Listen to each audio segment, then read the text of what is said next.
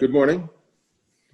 Welcome to the 4th Annual Art of City Building Conference. My name is Mike Savage and I'm the Mayor of the great city of Halifax. Whether you're tuning in from Halifax or points beyond, I hope you enjoy this opportunity to engage with so many others who are working to make our cities more livable, sustainable, and welcoming to diverse populations. Allow me to start off by acknowledging that this conference takes place annually on the ancestral and the unceded lands of the Mi'kmaq people, and we are all beneficiaries of the peace and friendship treaties with the Indigenous people of this land. I want to thank the organizers, folks like Tara Wickwire, Karash Rad, Jen Angel, and the support of presenting sponsorships, Develop Nova Scotia, the Halifax Partnership, Downtown Halifax Business Commission, and the Port of Halifax. It is indeed gratifying to see these important conversations in our community. I certainly hope that next year we will get back to meeting in person. Given the theme of this year's conference, Underwater, it should come as little surprise, I suppose, that we in Halifax find ourselves once again anxiously watching a hurricane to our south. Putting away the patio furniture and securing our properties has become an unwelcome September ritual. But no city, no community is immune from the threats posed by climate change. In Halifax, where we have long drawn our fortunes from the sea, we see more storms move up the eastern seaboard, maintaining strength where previously they didn't over Atlantic waters because they're warmer than they used to be. In September of 2003, Hurricane Juan made landfall in our community as a Cat 2 storm, forcing coastal evacuation, toppling massive trees along city streets, peeling back roofs, sinking sailboats, knocking out power for up to 2 weeks. Last year, it was Hurricane Dorian, not as concentrated in Halifax, but wreaking havoc throughout our province. Climate change is real. It is happening now, and it demands a real response. I'm proud that in Halifax, that we were among the first cities in Canada to declare a climate emergency in January of 2019. We followed that declaration with a strong endorsement of the city's climate action plan, Halifax 2050, this spring, in the midst of our response to COVID. In the face of a pandemic and the dual crisis of Black Lives Matter, it would have been tempting to push climate change response to the back burner. But to wait is to potentially put the goals of the strategy out of reach. Halifax charts our journey to net zero emissions by 2050, but requires urgent and transformational action in the next 10 years. To that end, we're ramping up our efforts by setting a target of net zero municipal operations by 2030. To get there, decarbonizing transportation will play a big role, and HRM has a target to electrify our fleet, including our ferries, by 2030. You'll hear more about this later on when I join this afternoon for a conversation with my friend Mary Rowe from the Canadian Urban Institute. Across the country and around the world, cities are demonstrating that they can move beyond the traditional role of environmental stewards for wastewater, solid waste management, and public transit to become leaders.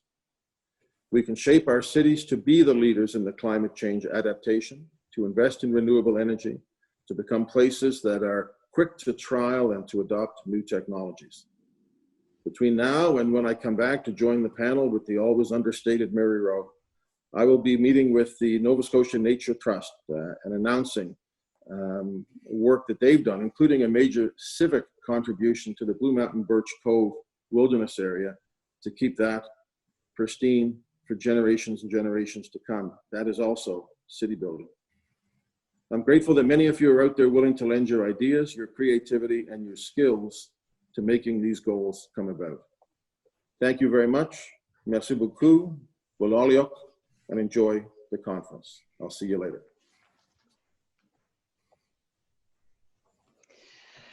Good morning, everyone, and welcome to the Art of City Building. And thank you, Mayor Savage, for opening our event. My name is Tara Wickwire, and it gives me great pleasure to welcome everyone on behalf of my fellow committee members, Jennifer Angel, TJ McGuire, Karash Rod, and Paul McKinnon.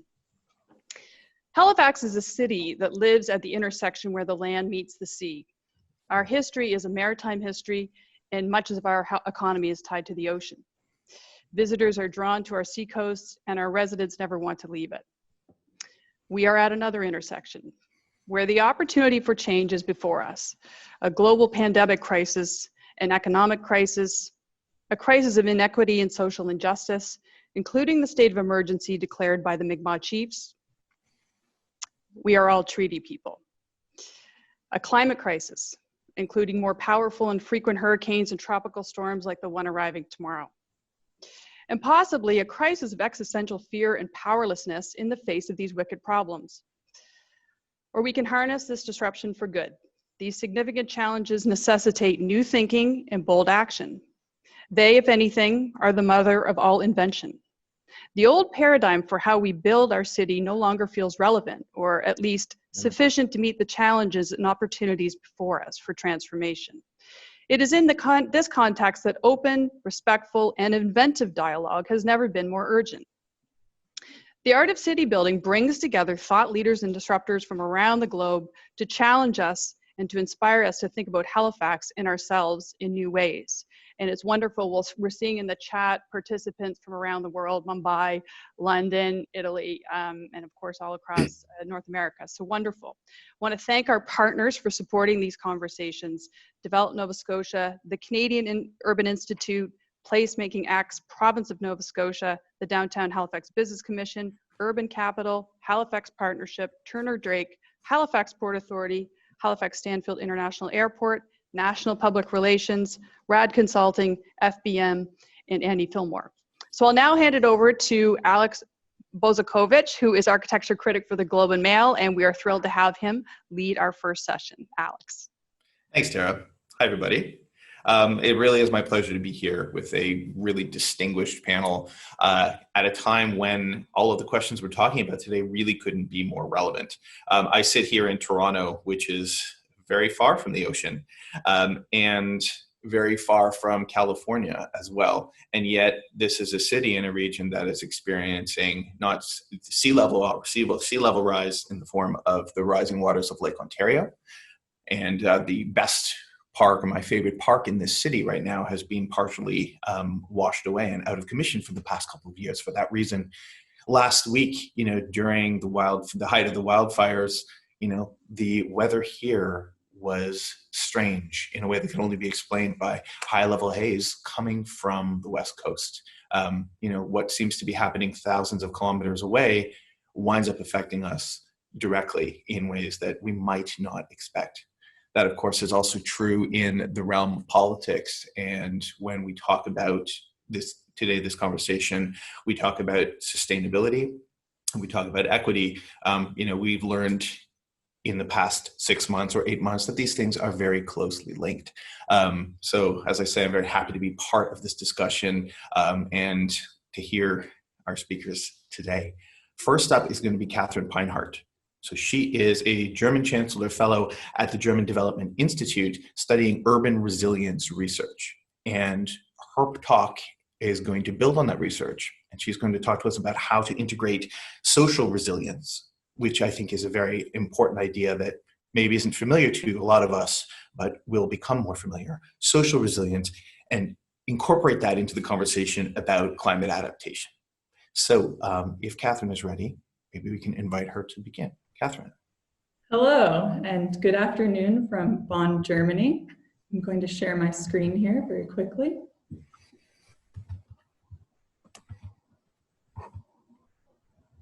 All right. So I'm Katherine Peinhardt. I am a German Chancellor Fellow with the Alexander von Humboldt Stiftung here in Germany, and I'm hosted by the German Development Institute here in Bonn. And I'd like to talk today about something that I think can be a really big opportunity for our cities in an era of climate breakdown, which is how public spaces can make our communities both physically and socially resilient to the impacts of the climate crisis. My background is in climate change, more specifically how it impacts people in policy. So a few years ago, when I started a new job at a nonprofit called Project for Public Spaces, it was a bit of a change for me to go from working on urban sustainability to doing things like writing about the way our parks and our streets work. The transition was one that would make me think pretty differently about the way people live in and move through their communities. I learned something called placemaking, which promotes the concept of community-led decisions about the public realm. And suddenly I got really frustrated at public spaces everywhere I went. Parks that weren't accessible or clearly didn't serve the communities that needed them the most.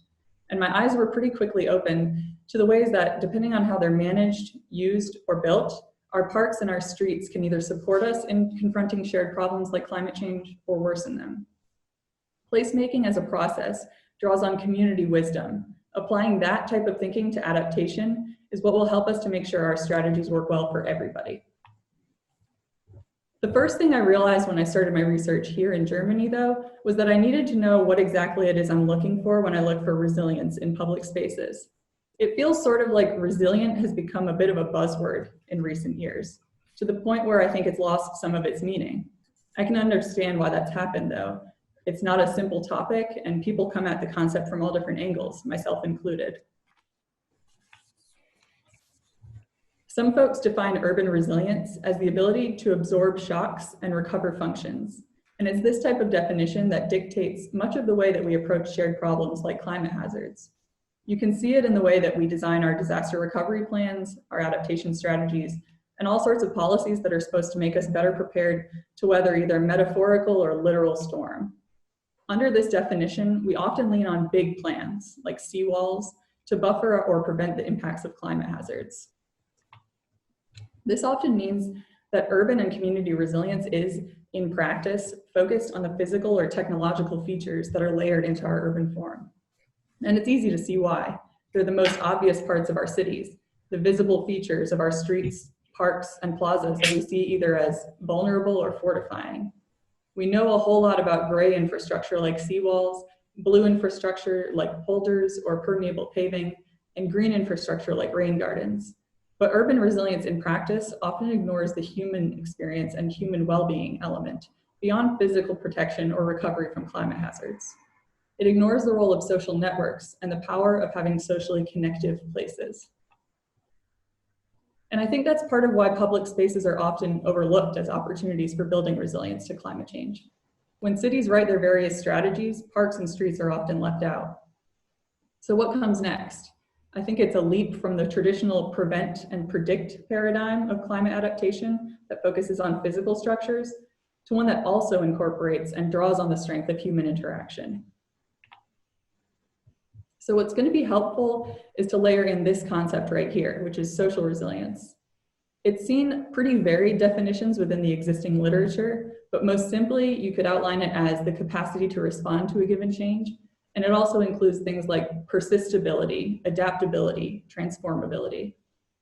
It's supported by three interlinked concepts. The first being social cohesion, which is demonstrated through cooperation and collaboration of all types, and comes as the result of the accumulation of social capital. Social capital is the resulting value of that cooperation. And that social capital is often formed with the support of social infrastructure, which is where public spaces come in. So why can't we do both? Combine physical resilience features with efforts at enhancing social resilience through public space. I think now is the time for us to incorporate the human element into our resilience paradigms and to see it as a resource in our collaborative adaptation to the climate crisis. Now, urban climate adaptation is new as a formalized community of practice. And because it's new in this way, it's lacking a lot of norms and standards so far. This means that this is an opportunity for us to shape it and work towards the inclusion of things like public spaces. There are some cities that are doing this already, incorporating public spaces and placemaking into the way that they adapt.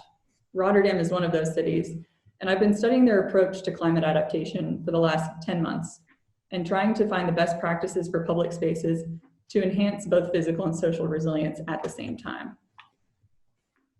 In Rotterdam, a concept called a water square has been made into official policy under their Water Plan 2, which was written back in 2007. Now, what is a water square? The concept was developed by local architects at De Urbanisten, and it consists of a public space that serves a second function as a stormwater management feature, designed to flood and collect water on days of heavy rain. Waterplein Benthemplein here is just one of such water squares. The Benthemplein water square has 3 large basins and a series of gutters and drainage features embedded into the plaza. But beyond collecting rainwater, it's designed for multiple social uses. So Basin 1 on the left is designed for skateboarding. Basin 2 on the right serves the surrounding schools, fitness centers, and churches as a gathering space. And Basin 3 in the center is designed with lots of seating and a place to play basketball. This summer and early fall, I studied the square and sat there for hours to observe not only how the space looks and functions physically, but also how it performs on a social scale. Using public space observation techniques I learned during my time at Project for Public Spaces, I watched how people moved through the space, whether they stop and linger or just pass through. I watched how different age groups navigated the park and spoke to the folks who designed the square, as well as those who clean and maintain it on a daily basis. As an experiment in combining place with resilience, I think it offers a lot of lessons. The first would be, don't let climate-proofing features make a space inaccessible. As in any public space, if it doesn't work well for everyone, it doesn't work, period. Sometimes physical features like rain gutters or steps can make access difficult for differently abled people. Here, where I've marked with a black arrow, you can see that the benches are a little bit below the pavement on the left-hand side. And these benches are heavily used by students, but the gutter feature is bridged by a step that creates a barrier for anyone using a wheelchair or crutches. Some of the other spaces in the water square can also only be reached by steps. And while the steps are part of what make the square ideal for rainwater collection, they can be limiting for folks with mobility challenges. A resilient public space is still, first and foremost, a public space. So making sure that foundational values like accessibility for people of all ages and abilities are kept in mind is a pretty important starting point. Next, I'd say that public spaces only perform at their best when they're attractive and fun. If it isn't exciting or have something to offer, it's probably not going to help people to form the kinds of bonds necessary for social cohesion. To have relaxing or exciting uses of a public space, like this stormwater basin that's also designed for skateboarding, means that people are more likely to visit, gather with their friends, meet their neighbors, and have a sense of attachment and trust assigned to that place. To create a playful and engaging way for people to experience climate adaptation in action is also a pretty powerful exercise in building climate awareness and engagement with the issue. Public spaces that are designed with special resilience features also often require special management plans to stay up and running and to continue functioning as socially vibrant places. To that end, Waterplein Benthemplein has got a different cleaning schedule than other squares in Rotterdam, and maintenance teams who work there have adapted their techniques and tools to fit the square and its technical specifications. Here, this small-sized swiper machine sprays and sweeps up garbage in the space. But the vehicle isn't designed to go into the basins, which then need manual cleaning instead. In those areas, different equipment is used, like vacuums and blowers for leaves and debris. A deeper cleaning also happens a few times a year to maintain the pipes and sewer connections in the square. It's also important in management to be flexible, adapting to new climate risks that might become more apparent over time, and having a plan for when hazards like heavy rain do pop up. Knowing how the basin's empty and having trained staff ready to maintain special features is the key to long-term success. A learning-oriented and evolving approach is also a surefire sign of a project that cultivates social resilience. Because the Waterplein Benthemplein is such an innovative and agenda-setting pilot project, it is a prime opportunity for an adaptive learning process on a citywide scale. It follows that a lot of things have changed in the square over time. The learning process can be seen in seemingly simple things like the placement of garbage cans, which at first were placed in spots not so easily accessed from the basins. Members of the cleaning team saw this to be a part of the problem they faced, where they had lots of visitors littering. And at first, maintenance staff weren't allowed to move the bins. But over time, this design rule was relaxed with the knowledge that it might help to keep the space cleaner and make it easier to keep up from day to day. On an even broader scale, the city has continued to learn from the square since its construction. This particular water square has a lot of mechanical features, for example, to pump collected rainwater. But now, plans for new water squares are different, with fewer of those features and more reliance on gravity to move captured water. Next, it's important to keep a comprehensive view of all the climate hazards faced in a given place. It's easy to miss less visible issues like heat stress or access to shade. But many cities around the world are seeing the increasing urgency of confronting these issues, which often affect communities pretty unevenly and reflect longstanding equity issues in our urban form. As for the water square, its design was almost entirely based on water management priorities, and risks like heat were not a particular area of focus. But now, heat is coming to be a larger part of the city's adaptation plans. Rotterdam is currently working on a heat plan, which is championed by the Public Health Department, but heavily involves folks from the city management team who work on climate adaptation strategy.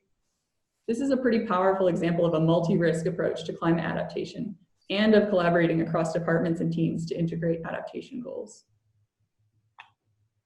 On that note, Rotterdam does a really good job of making its goals cross-cutting. Resilience in Rotterdam interfaces with many other citywide goals. To start, because Rotterdam faces so many water-related risks, climate adaptation initiatives in Rotterdam are housed within the water department. But beyond that, Rotterdam's resilience and adaptation goals intersect with goals that have to do with tourism, attraction of talent, greening and beautification, and now even COVID recovery. Earlier this year, a set of 7 public space projects aimed at greening and COVID-sensitive social distancing adjustments were announced, along with 233 million euros worth of funding through their Sterker Door program. So nesting resilience goals with other city priorities is a powerful way to make adaptation more mainstream in city operations and planning. True placemaking, as noted by experts like Fred Kent, draws out the expertise that the community already has. This means checking in before, during, and after a project is implemented in the public realm. Many of the members of the city management department noted how differently Rotterdam residents experience water issues and climate hazards. Some people face subsidence and issues with the wooden structures under their homes, while others see their streets flooded. Tuning into localized concerns can be really important information to incorporate into the design or management of a public space. Designers of the Waterplan Benthemplein conducted a series of workshops that included the surrounding institutions like the school and the theater and the church, and also engaged with other members of municipal departments like Public Works. Overall, what I find to be the most important thing in climate-sensitive public spaces is to avoid just filling in the gaps on a preconceived design, instead getting in touch with the community's vision from the start and having that inform the design. When I spoke to a group of young skateboarders, they told me they really liked the square, but really wished that they had more skate features to grind on and were annoyed by things like broken glass and garbage in the space.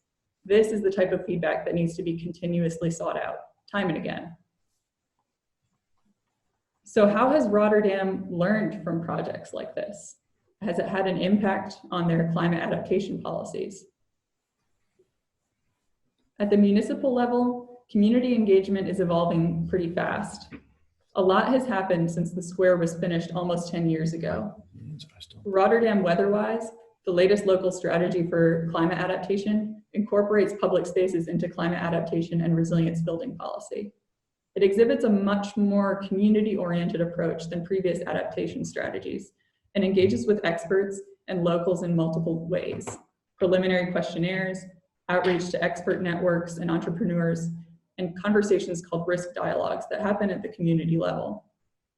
There's also a new neighborhood approach being developed, which is changing the way Rotterdam listens to its residents when it comes to climate change. While this doesn't specifically apply to the water square I've shown you today, I still want to dig into the neighborhood approach part of Rotterdam's Weatherwise plan, which is being tested in 2 different neighborhoods. The approach is based on 2 scans of neighborhoods, one being physical and one social, that inform the type of outreach and small projects that can be implemented in a given area based on existing structures and social landscape. This approach includes climate talks, which are based on climate risk maps for specific areas of Rotterdam and are used to start outreach conversations that both spread awareness of and gain context around locals' lived experiences of climate hazards. It also includes small projects like neighborhood gardens, and nearly always incorporates awareness building and communications into any on-the-ground adaptation work. Much like placemaking, the neighborhood approach aims to make use of existing knowledge and assets in a given neighborhood. The strategy is still under continuous development by members of the Stadsbeheer department, where team members note that the approach is never finished, rather evolving over time to mirror the neighborhoods it's intended to serve. My last tip would be to partner up and to put up the funding to match.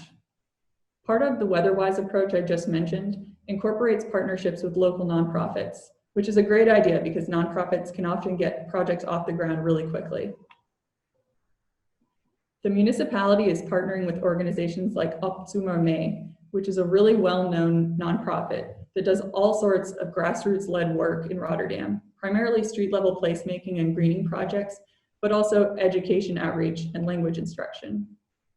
Using organizations like these to distribute subsidies for depaving and gardening projects is a great way to reach more people and to tune into what initiatives residents are already driving forward.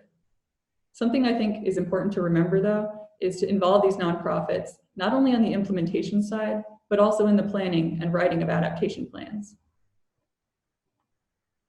To wrap this all up, all of these recommendations are basically to say that taking people into account means that we have a more comprehensive view of what resilience really means.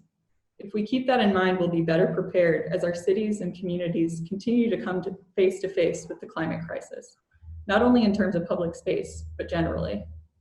Rotterdam is by no means the only city working on climate resilience through public space. Cities like Bangkok, New York City, Vancouver, and Toronto, among many others, are taking this approach too. And as we heard before, places like Halifax are also kicking off community engagement-based climate adaptation planning. I think we have a lot more examples to learn from as we start to see public space as an opportunity for both physical and social resilience in an era of climate change. Thank you. Thanks, Catherine. That was a fantastic presentation. I really liked the way in which you made clear the connections between social and environmental sustainability, which is a connection that I know Julian often likes to make and explore. You told us that our parks and streets can either support us in confronting shared problems or not. And you also reminded us that public spaces that are designed to support resilience are still public spaces, and they need to be compelling and pleasant to use, and also accessible. And I really appreciated your emphasis on accessibility, a topic that should be sort of baked into all of the placemaking we do, and yet is not. But I think perhaps a central point and an important theme here for our conversation today is that climate hazards affect different communities unevenly. And so that is very much present, or that idea is very much present in the work of our next speaker, Jeff Goodell. Jeff is a longtime contributing editor at Rolling Stone and the author most recently of, along with a bunch of journalism on the subject, the book, The Water Will Come, Rising Seas, Sinking Cities, and the Remaking of the Civilized World. Jeff has been exploring that very frightening topic in the United States and beyond. And his work has been really vivid in showing what the effects are and how uneven the effects are of climate hazards on different communities. Jeff, are you with us? I'm here. Welcome. Thank you for having me. I'm very happy to be here. I want to share a screen here. It'll take me just 1 second. And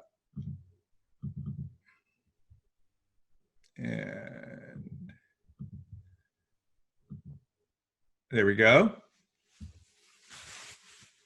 Well, I'm very happy to be here. I am wish I could be there literally in person with you all in Halifax. I've always wanted to be to come to visit Halifax. My grandmother is from St. John's, and I've spent some time up there, but I've never made it to Halifax.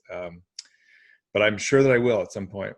So I would like to talk a little bit today about the sort of big picture of climate change, specifically about sea level rise and what I learned in the several years I spent researching this book I wrote called The Water Will Come, which really tries to look at the kind of global consequences of sea level rise, thinking about what causes it, what can be done about it, how it will affect our coastal cities around the world. The subtitle of the book is the remaking of the civilized world, and I really think that that's what's going to happen. I think that thinking about climate change and thinking about sea level rise is really going to force us to sort of reimagine the world that we live in. And sea level rise, of course, is the frontline issue for coastal cities around the world. So just let me talk about a couple of the sort of key points that I have come to understand are sort of the most central to thinking about this. And then I'll say a couple of things about sort of where we go forward on this. The first question, I think that's really the central question that everyone wants to know about, and is what the scientists are sort of thinking most seriously about right now as they look at what's going on with glaciers in Greenland and Antarctica and other places, is how much water is coming? How high is it going to get? How fast is it going to come? And these are not simple questions. We have IPCC reports and other things that give ranges. Right now, the range, high end, sort of mid-range is about 1 meter by the end of the century. But these are really complicated questions, and in the real world, it's not so simple. And there's a lot at stake in these estimates. And I think there's some misunderstanding about it too. One of the misunderstandings is that we get these estimates of 1 meter, 1.5 meters, less than 1 meter, whatever the number is, for 2100, and there's this notion that it's going to stop there.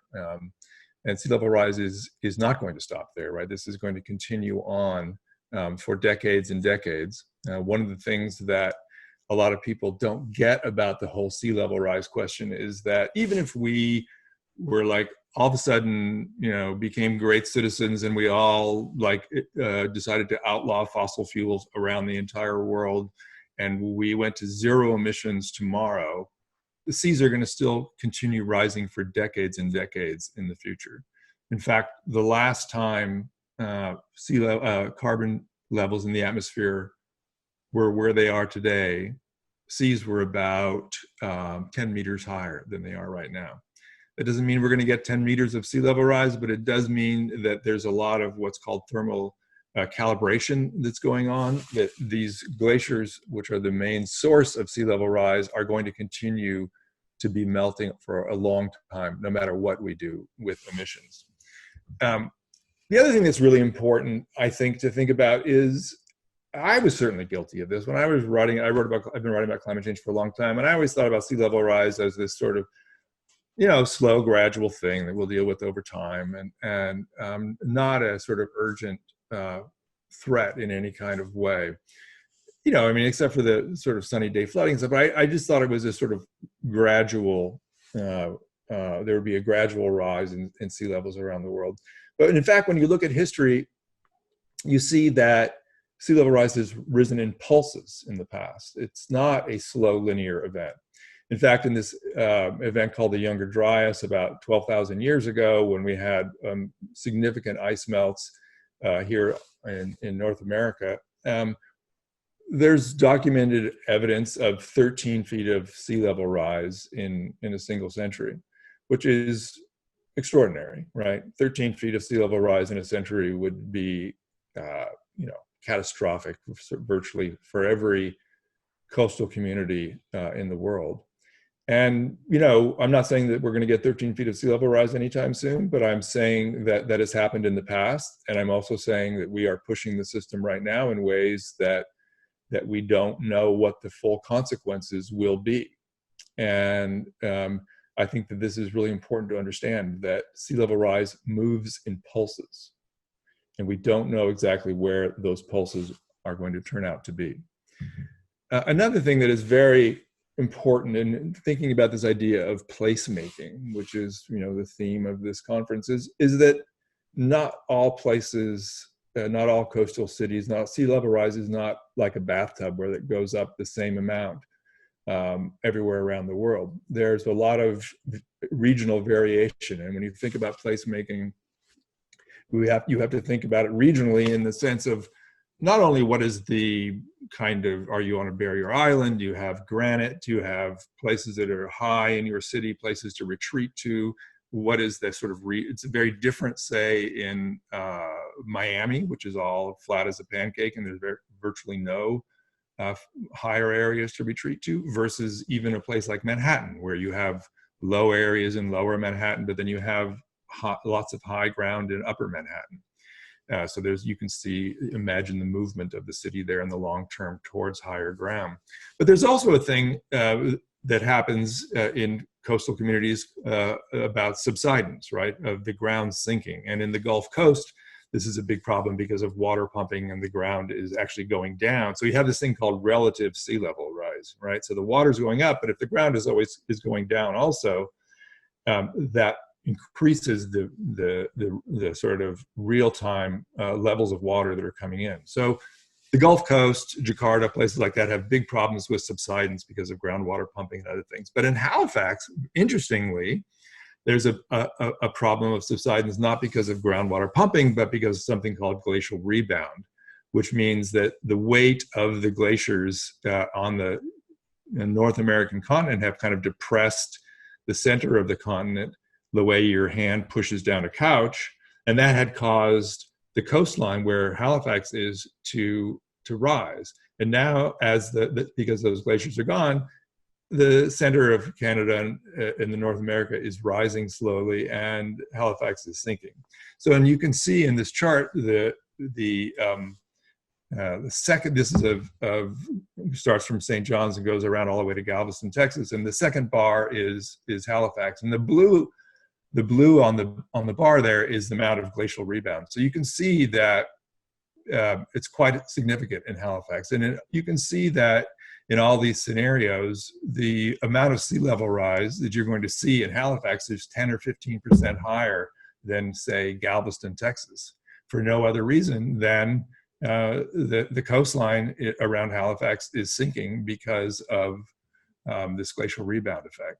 So the point of this is that sea level rise is a very global thing, but it's also very specific.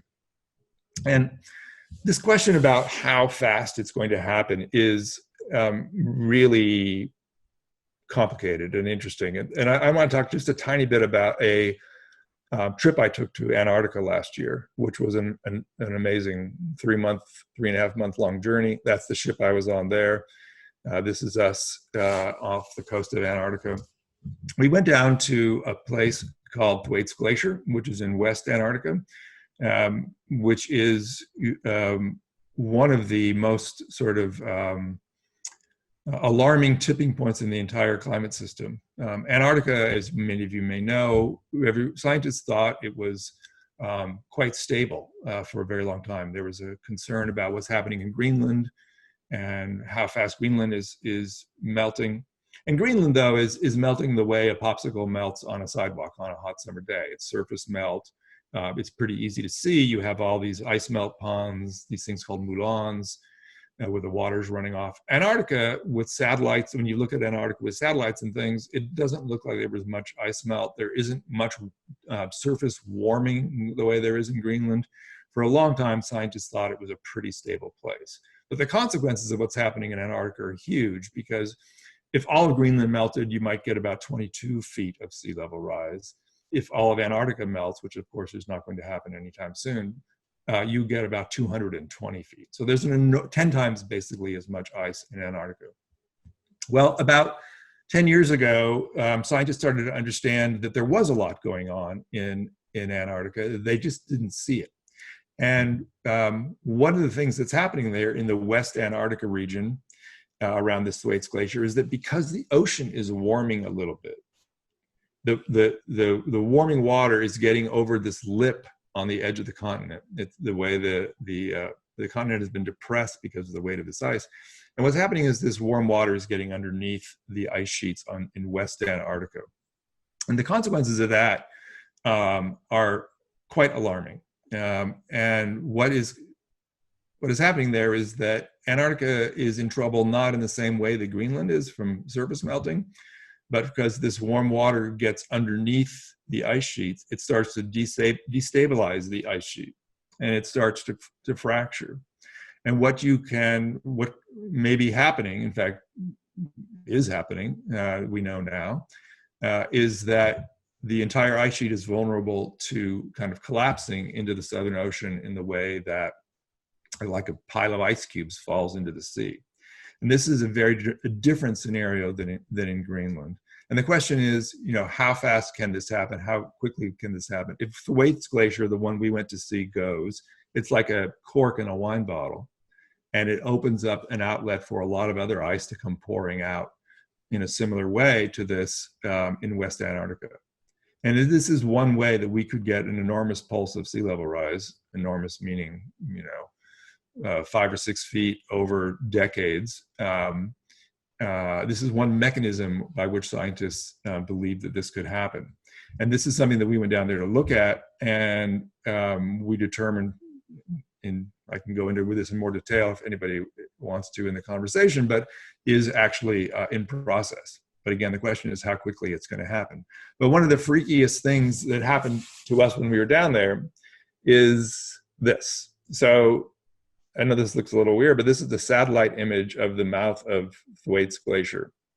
And the image on the left where the red dot is, that's us in our ship on the 2nd of March, 2019. And I remember that day we were floating along, and then our ship moved a few kilometers to the north, as you can see the red dot on the right side, and look at the collapse of the ice field where we were right in front of. That's about 25 mile by 75 mile square area of ice that just collapsed all of a sudden while we were there. And we saw it, all of a sudden there were all these giant aircraft carrier sized icebergs floating around us, and we didn't really know what had happened until we saw these satellite images that were beamed down to us the next day. But the point of this is that we were down there and this was happening in real time. We saw this collapse of this 25 by 70 mile area of Thwaites Glacier happen to while we were there. And it was a stunning example of these larger processes that are underway that are happening in real time, even if we, living in Halifax or in Texas where I am today, don't see them. The second thing I want to say about sea level rise, is, I think a big picture idea, is that the trouble happens long before the city becomes a new Atlantis, right? It's not like when there's sharks swimming through the lobby of the Hilton Hotel, that's when you're in trouble. Sea level rise has all kinds of consequences very soon, with the incremental rising of tides, incremental flooding. Some of what Katherine talked about with Rotterdam, a city that is trying to engineer its way through this, is of course a leader in. But one of the big consequences is people starting to leave. People just deciding that they want to move elsewhere, which is certainly a rational decision. But it has enormous implications, of course, for home values, for tax revenues, and things like that. And that kind of movement and migration and devaluation makes it, of course, all the more difficult to build the defenses and do other things that is necessary to protect communities. And this kind of thing is starting to happen already in many coastal communities in the US. You're starting to see people migrating away. Again, a sensible decision, but it just makes it much more difficult to raise revenues for local protections and things like that. You also get, of course, migrations of people as they're moving away, as their homes are flooded out. It's not always just the high-end selling your house kind of thing. And the political consequences of this kind of movement of people that we're going to be seeing, even with modest increase in flooding, has enormous implications, as I'm sure all of you know. Another really important point that I really saw while I was traveling around the world looking at this was this idea that, there's no question we're going to spend billions of dollars on climate adaptation, preserving places, preserving architecture, preserving structures. Some of it's going to be really well spent, well thought out, but a lot of it is not. To put it another way, there's going to be a lot of money spent on a lot of dumb ideas when it comes to how we adapt to sea level rise and climate change in general. Some ideas, some things like, Miami is spending, $500 million putting in pump stations to help pump out the problems they're already having with flooding down there, which is, a fine idea, of course. It helps in the short term, but it is a very short term fix of just a sort of temporary Band-Aid. And to the degree that this kind of thing puts off longer term thinking about, how are we going to, what are we going to do about the airport? What are we going to do about, flooding in the sort of lower income neighborhoods? Lots of longer term questions that sea level rise brings up that these sort of short term fixes do nothing to address. And it's one thing to spend $500 million on this, and another thing to spend $500 million on it again in 10 years or 15 years when the flooding increases. There's the question of building enormous walls, right? That's always an option. This is outside of New Orleans, these enormous walls that were built after Hurricane Katrina. Walls are, in my view, a very 20th century way of thinking about the issue of sea level rise. The questions with walls have to do with, there's many problems with walls, of course, but one of the biggest ones has to do with climate environmental justice, which is who's behind the wall and who's not. How do you decide who's behind the wall and who's not? How do you build a wall that has the flexibility to deal with changes in sea level rise? If we do get a large pulse of sea level rise, how's that wall going to handle that? There's many complicated questions about just sort of thinking that we're going to build walls and forget about it. Great example of this is in Venice. I have a chapter in my book called The Ferrari on the Seafloor. It's about this high-tech flood barrier in Venice. They spent about $6.5 million on. It's designed to be invisible when it's not being used, and then it floats up. These chambers fill with air, and it floats up. The problem is that first of all, it's so complicated that it doesn't work very well. There's been a lot of problems with like oysters growing in the hinges and sand in the hinges and all that kind of thing. But also, it's not engineered for sea level rise. So they spent 25 years engineering this project. Spent $7 million.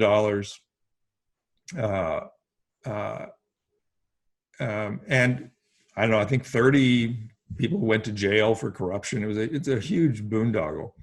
And it's already basically obsolete. And so how do you build in flexibility, and how do you build in the future of sea level rise in these enormous sort of hard structures is a big question. And it's a big question for enormous infrastructure like naval bases, which I know is really important in Halifax. And I spent a lot of time at the Norfolk Naval Station in Norfolk, Virginia, which is the largest naval base in the world. And long story short, they know how to raise the piers and do all the things they need to do to keep that naval station going in itself. But they've come to understand that keeping the base going also means, how do they keep the railroads that bring the munitions and other supplies along the coast from flooding? How do they keep the neighborhoods where all the people live, the 70,000 people or so who live in the area, how do they keep their homes from flooding? And basically, the Navy has come to the conclusion that saving the Norfolk Naval Base requires saving all of that whole region of Virginia, which is a whole other question. And so it's this idea that, you can build a citadel, but if nobody can get to that citadel, or you can't get supplies and people to that place, it's not a very resilient citadel. The last point I want to make is, really important. I think from my years of writing about climate change and thinking about this, I think it's just really clear that in the coming decades, we're going to reinvent where and how we live. There's just, that's just obvious. Physics is going to demand that, right? And I think we're at this point right now where we can decide whether we're going to do basically the same dumb shit we've done before and keep building in the same way, keep designing our world in the same way, or use this as an opportunity to do something really different and to really think differently about how we live, where we live, who we're building for, how we're building. And I think that's what gives this moment such, why I keep writing about this for all these years, and why it's so, people ask me, how do you write about climate change and not get kind of bummed out? Because I think this is a great moment of opportunity, of seeing a new kind of world emerging. And I think that a lot of young people get that too, and they understand that they're going to do things in a completely different way. And it's going to raise a lot of complicated questions. This is, the saving of the latest plan for Lower Manhattan, developing out into the harbor, putting in some dikes, basically building walls into the harbor they'll do kind of development on.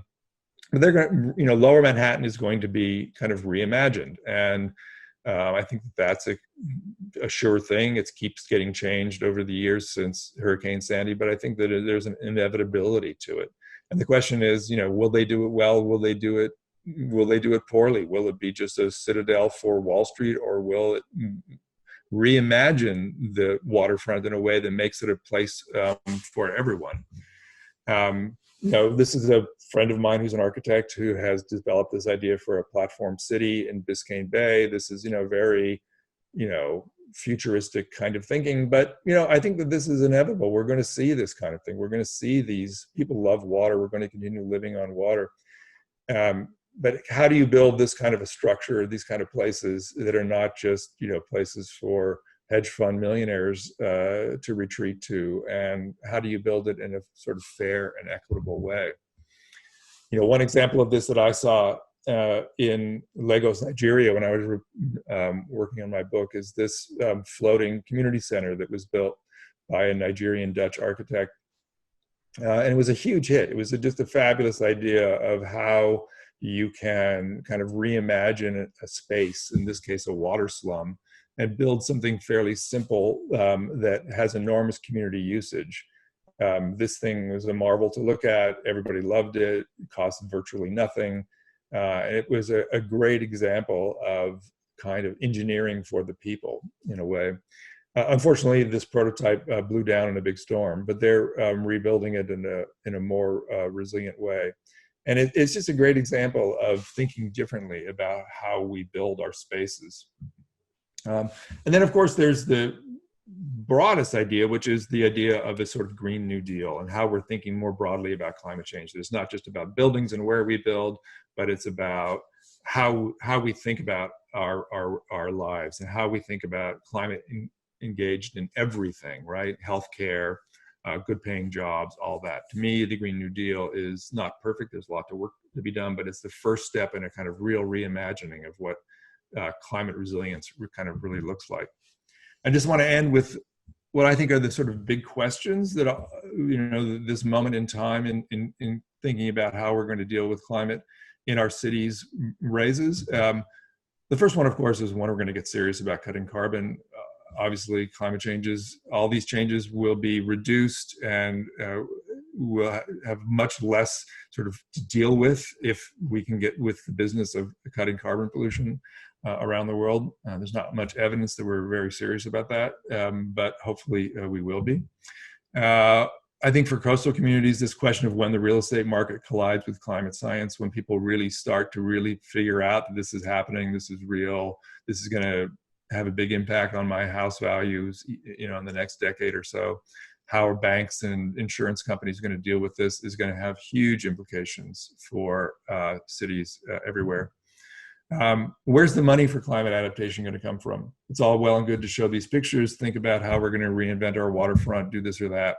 But where's the money going to come from? I mean, it's one thing to rebuild a city after a storm, and that's something that's a kind of tangible one-time thing. But when you think about Halifax's issues, when you think about New York's issues, when you think about Miami's issues, when you think about, every coastal community in Canada or in the United States having these problems all at once, our federal governments certainly do not have the money to deal with this.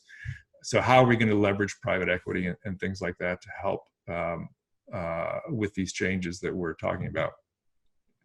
How quickly are we going to stop building walls and learn to live with water? I think that's a really key thing. I think that, like I said before, I think the 20th century was about building walls. I think the 21st century is about learning to live with water. And I think that that's going to be the sort of mantra of the coming decades: flexibility, resiliency, uncertainty, dealing with the uncertainty of how much water is going to come and how fast. And finally, and maybe most important, is this question of who and what decides what's going to be saved, because there is going to be a lot of really complicated decisions being made. You know, we can spend $5 billion to build lovely walls and infrastructure to save Lower Manhattan, but how much are we going to spend to save, you know, lower income communities in Queens and Brooklyn? How are we going to decide how that works? Every coastal community from Rotterdam to Halifax to Jakarta is going to face that same issue. You know, the government in Jakarta wants to, or decided to move the government itself, the offices and everything, to higher ground, hundreds of miles away. That's great, fine. I think that kind of relocation and retreat makes sense, but what about everybody else who's left behind? And I think you'll see this playing out everywhere, from, you know, the sort of human aspect of it for neighborhoods that will have to be abandoned, to things as simple as historic preservation. I speak with a lot of historic preservation societies about what buildings can be saved, which ones cannot. How do you decide what you're going to let go and what you're going to hold on to? So anyway, I think that's the big picture that I wanted to talk about today, and I look forward to our conversation in a few minutes. Jeff, thanks so much. That was fascinating, and also more than a little bit terrifying, even to me. So you told us, and some of us knew this perhaps, and some of us did not, but you told us that sea level rise, first of all, is not going to stop. It's not going to stop at the sort of arbitrary point where we've drawn the line at 2100. You've told us that sea level rise happens in pulses. It's not necessarily, and almost certainly will not be, a gradual thing, but will happen in dramatic ways, perhaps even quick enough to happen before our eyes, as you experienced yourself. But this is, I think, the crucial sort of realization here is that climate change is not going to be a problem, as you said, when there are sharks swimming through the hotel lobby, but it already is. It's already happening, and it's having social and economic effects that are already being felt, and being felt disproportionately by people who are disadvantaged. As you talked about New York, I was thinking about a paper that the sociologist and climate scholar Daniel Aldana Cohen published just last week. And in talking about that paper, he was discussing the ways in which Hurricane Sandy, which was supposed to change everyone's perception of climate and be the event that sort of made everyone wake up, didn't really do that. That, as you said, the city, New York, has been focused on fortifying rather than trying to address in a meaningful way, the larger problems that actually cause climate change, rather than try and reduce, on a local level, try and reduce carbon. The city is fortifying. And Professor Aldana Cohen said that, everyone agreed that the storm was caused by climate change. It was just more convenient to focus on fortification. So, I think that is, along with the other sobering scenarios you brought forward, a very realistic one for us to deal with. That, as you said, hedge fund people are going to be just fine in their little bubbles behind their walls, and perhaps many of the rest of us will not. So to address that, thank you very much. To address those sort of connections, and to address the link between social justice and environmental sustainability, is very much the wheelhouse of our next speaker, Julian Agyeman. He is a professor of urban and environmental policy at Tufts University in Massachusetts, and he's the author, the editor of 12 books, including Just Sustainabilities and Sharing Cities, A Case for Truly Smart and Sustainable Cities. So Julian, are you with us? I'm with you. Thank you very much, Alex. Thank you. Yeah. Please.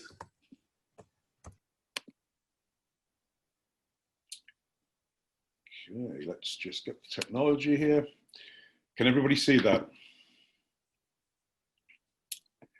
Okay, I'm going to talk, and in many ways it follows very well from our previous two speakers, but in a sense I'm going to go behind the scenes and really look at some of the theoretical ideas that we really need to clarify, and I'm going to show some examples as well of what I call a just sustainability. But first, I want to do a land recognition. I'm presenting to you from Medford, Massachusetts in the Boston metro area, and I'm acknowledging that I'm on the traditional territory of the Wampanoag and the Massachusetts people, and I want to pay my respects to their elders, their past, present, and future, and commit to a principle of respect and care as part of this meeting. And some of you might know it is 400 years to this very month that the Mayflower landed in Massachusetts and began the settler colonial journey of which we are now still part. Let me give you some history about this concept of just sustainabilities. Really, people and my students sometimes say, Julian, sustainability, that's a kind of flash in the pan idea. It's the most robust organizing concept I think we've got in the world today. I first heard the term sustainability in 1980 in the World Conservation Strategy.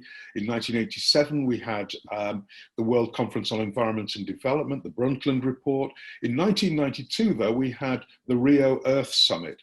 And much of the discussion that I've noticed since then has been focused really around environmental sustainability. In fact, if you went out into Halifax today and asked 10 people what they thought sustainability was, 9 out of 10, or maybe even 10, would say it's about the environment. And of course, it is about the environment, but it's about so much more.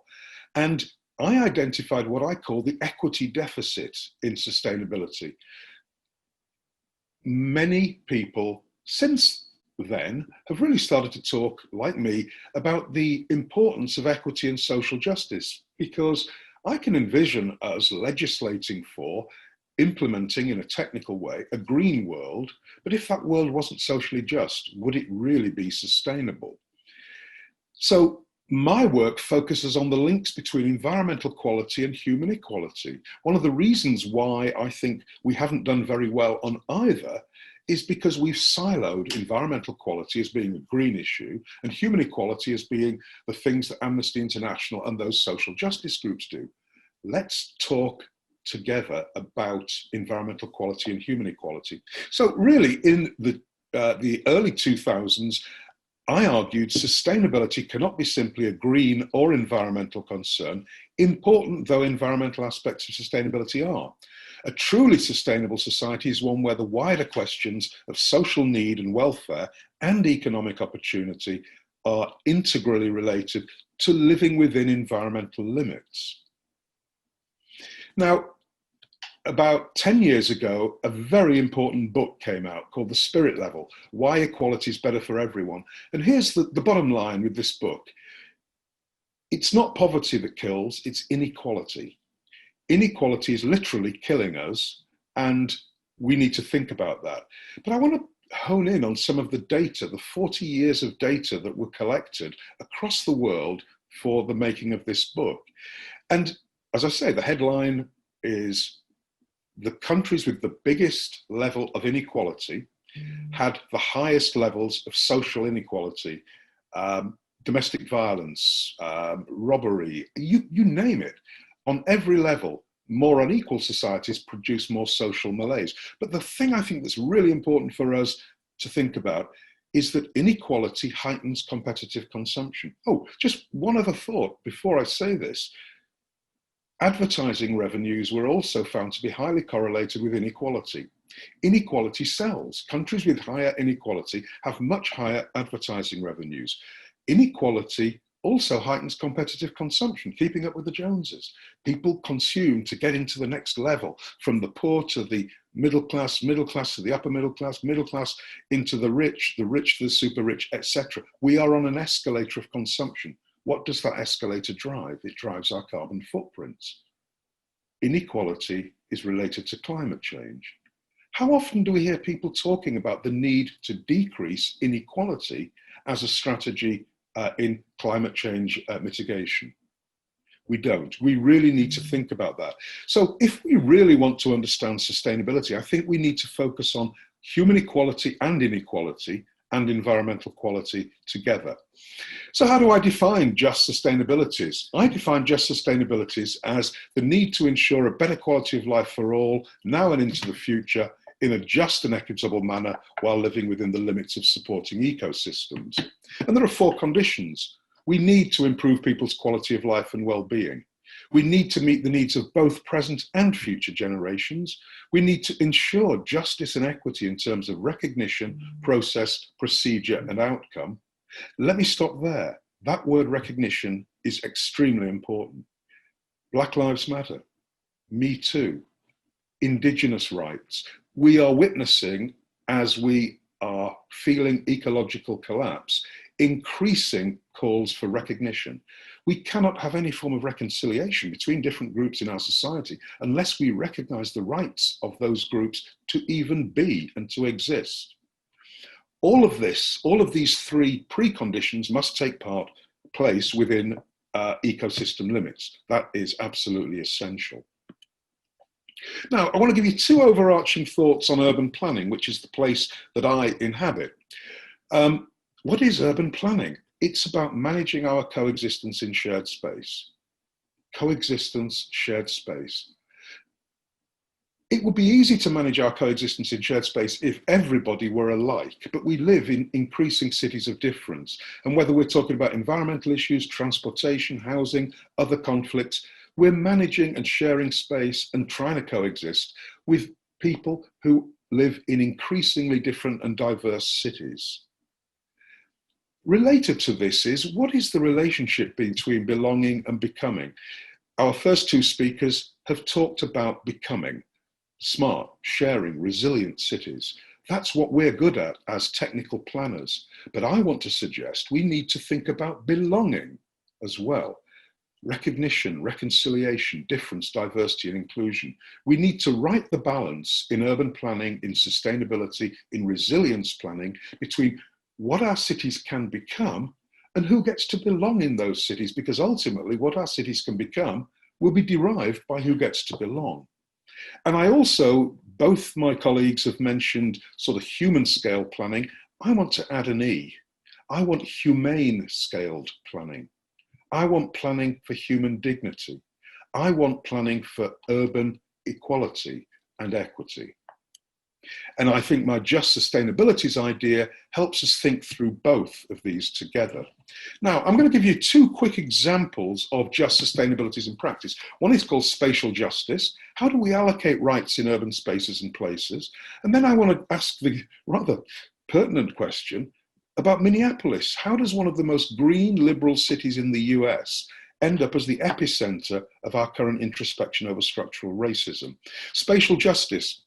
Not all cities have walls. Jerusalem does, Belfast used to, Nicosia in Cyprus does, but many cities in the US, certainly, there's a freeway, a rail track, a creek or a river, and on one side they live and on the other side you live.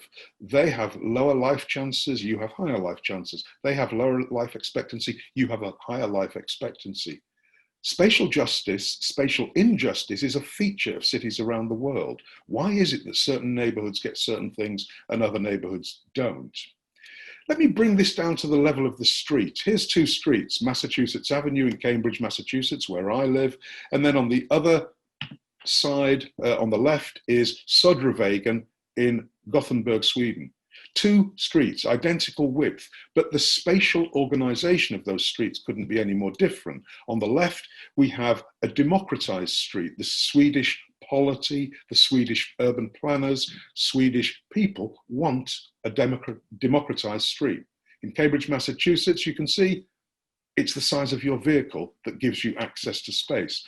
On the left, the only space open to private vehicles is to the left of the low barrier near the streetcar. Now, why is this important? Well, think about growing up on those streets. How is a kid wired differently? What do they think when they step out onto Södervägen and see order, and they step out onto Massachusetts Avenue and they see basically organized chaos? Now, we have data. We know that car traffic increases decreases social interaction on streets. On the heavily trafficked street, you can see there's much less interaction between people than there is on the lightly trafficked street. The lightly trafficked street probably has some forms of traffic calming. What's the Just Sustainabilities point here? Well, who lives on streets that are more heavily trafficked?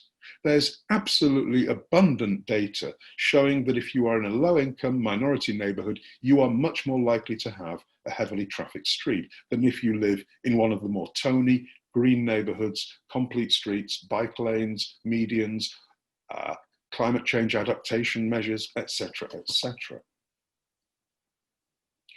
Spatial justice is more, though, than just building in bike lanes and building these nice streets.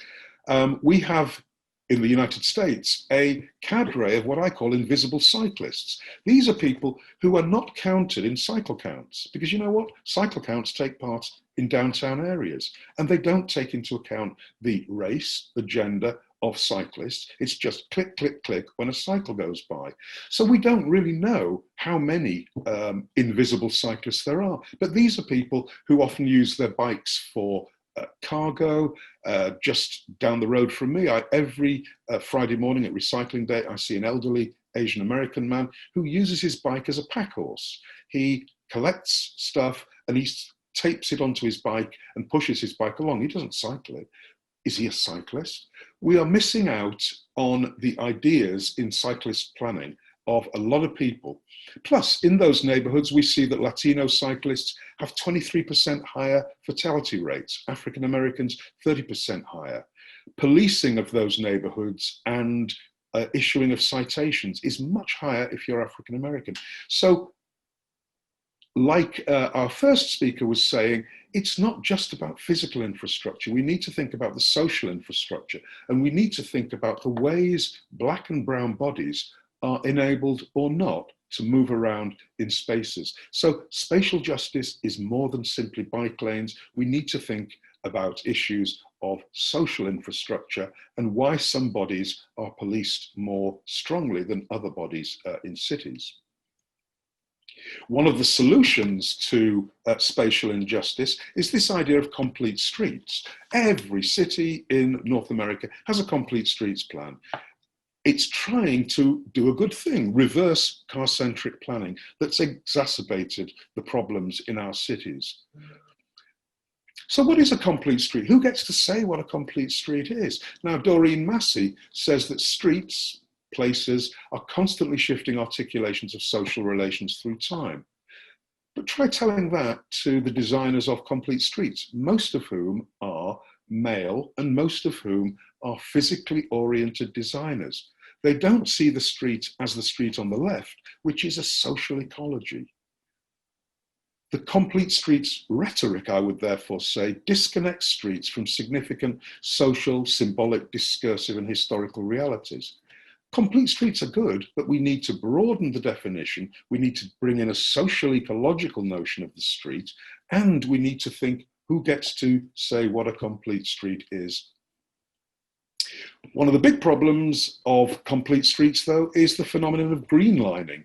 We are seeing in the United States certain neighborhoods which have had this really nice green streets treatment, but they are being greenlined and gentrification is happening. What does that mean? That means that basically these streets are exclusive in that a price premium is paid for a sustainable neighborhood.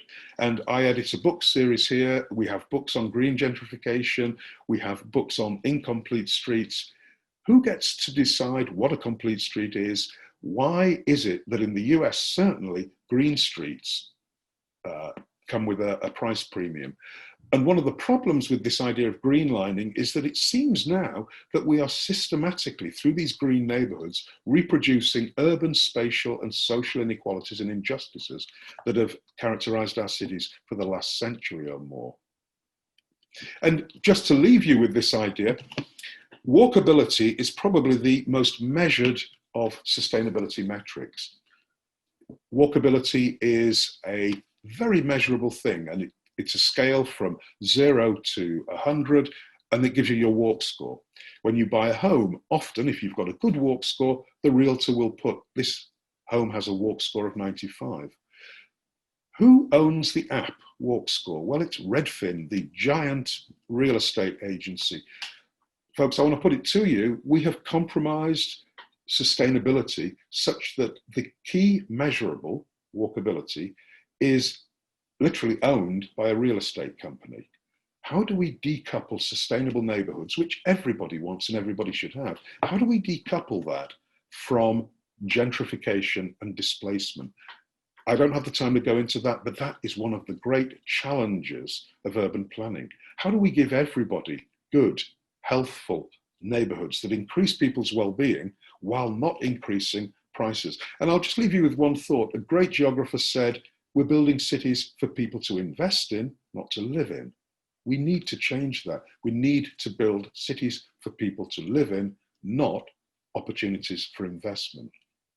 My second example is a great example of unjust sustainabilities. So on the one hand, we could look at Minneapolis and Portland, Oregon as green utopias, and they are. People are flooding to Minneapolis, to Portland, because they're green cities. Minneapolis has the best park system in the US. It's got the third highest level of bike commuters. It's got exercise trails. The article there says the miracle of Minneapolis. So on the one level, if we look at it, we can be assured of moving towards environmental sustainability. But on another level, scratch the surface, and Minneapolis is actually a racist hell. Its racial inequality is the worst in the nation.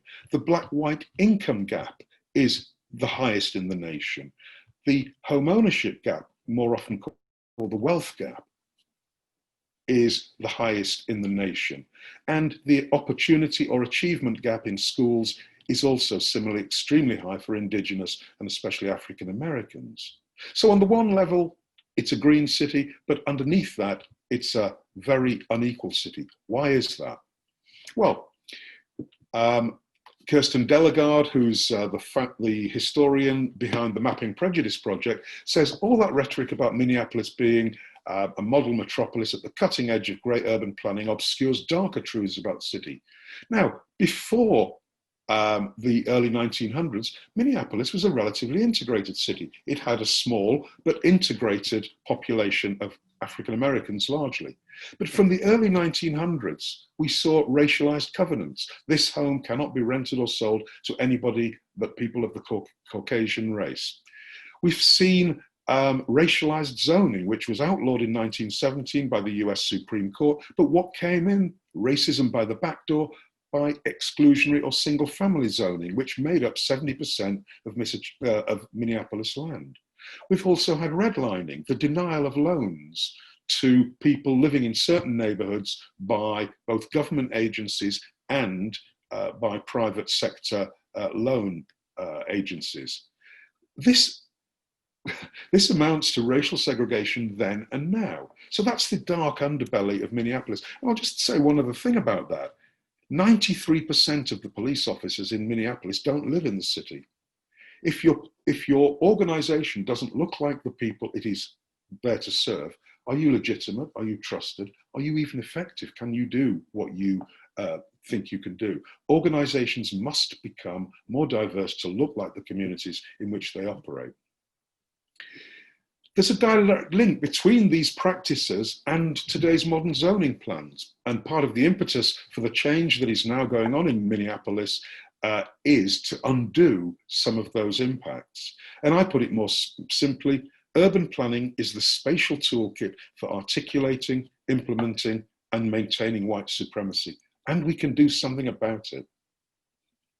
What is Minneapolis doing? Well, like Portland, Minneapolis has a progressive young city council. They're trying to move on these long-standing historical issues. And Minneapolis was the first large city to end single-family zoning, allowing duplexes and triplexes on single-family land. They've had a program now of inclusionary zoning, which will require moderate to low-income people access to 10% of units within larger developments. And this is all part of the Minneapolis 2040 plan. And the number one goal is the elimination of disparities, to see all communities fully thrive regardless of race, ethnicity, gender, country of origin, religion, or zip code. So in my talk, really what I want to say is we must center social justice and equity. These things never simply happen. They need to be baked into our policies from the beginning.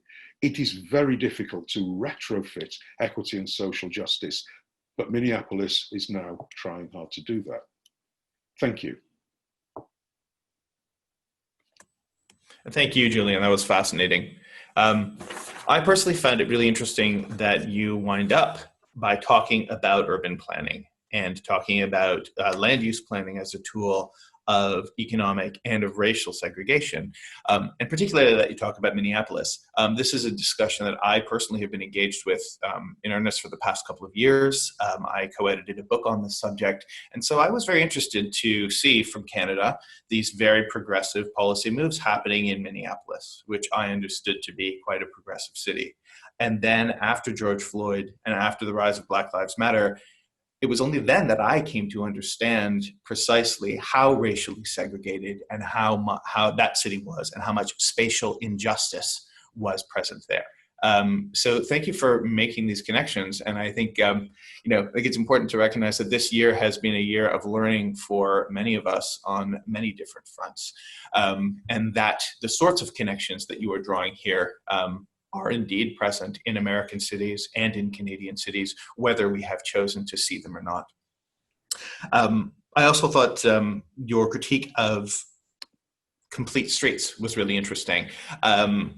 There's another link that, the idea that certain people are able to define what a complete street is, and that who gets to live there reflects existing inequalities, I think is an important one. It's also, there are connections, I think, very explicit ones between these points that you've been talking about, in that, urban planning actually puts people on busy streets.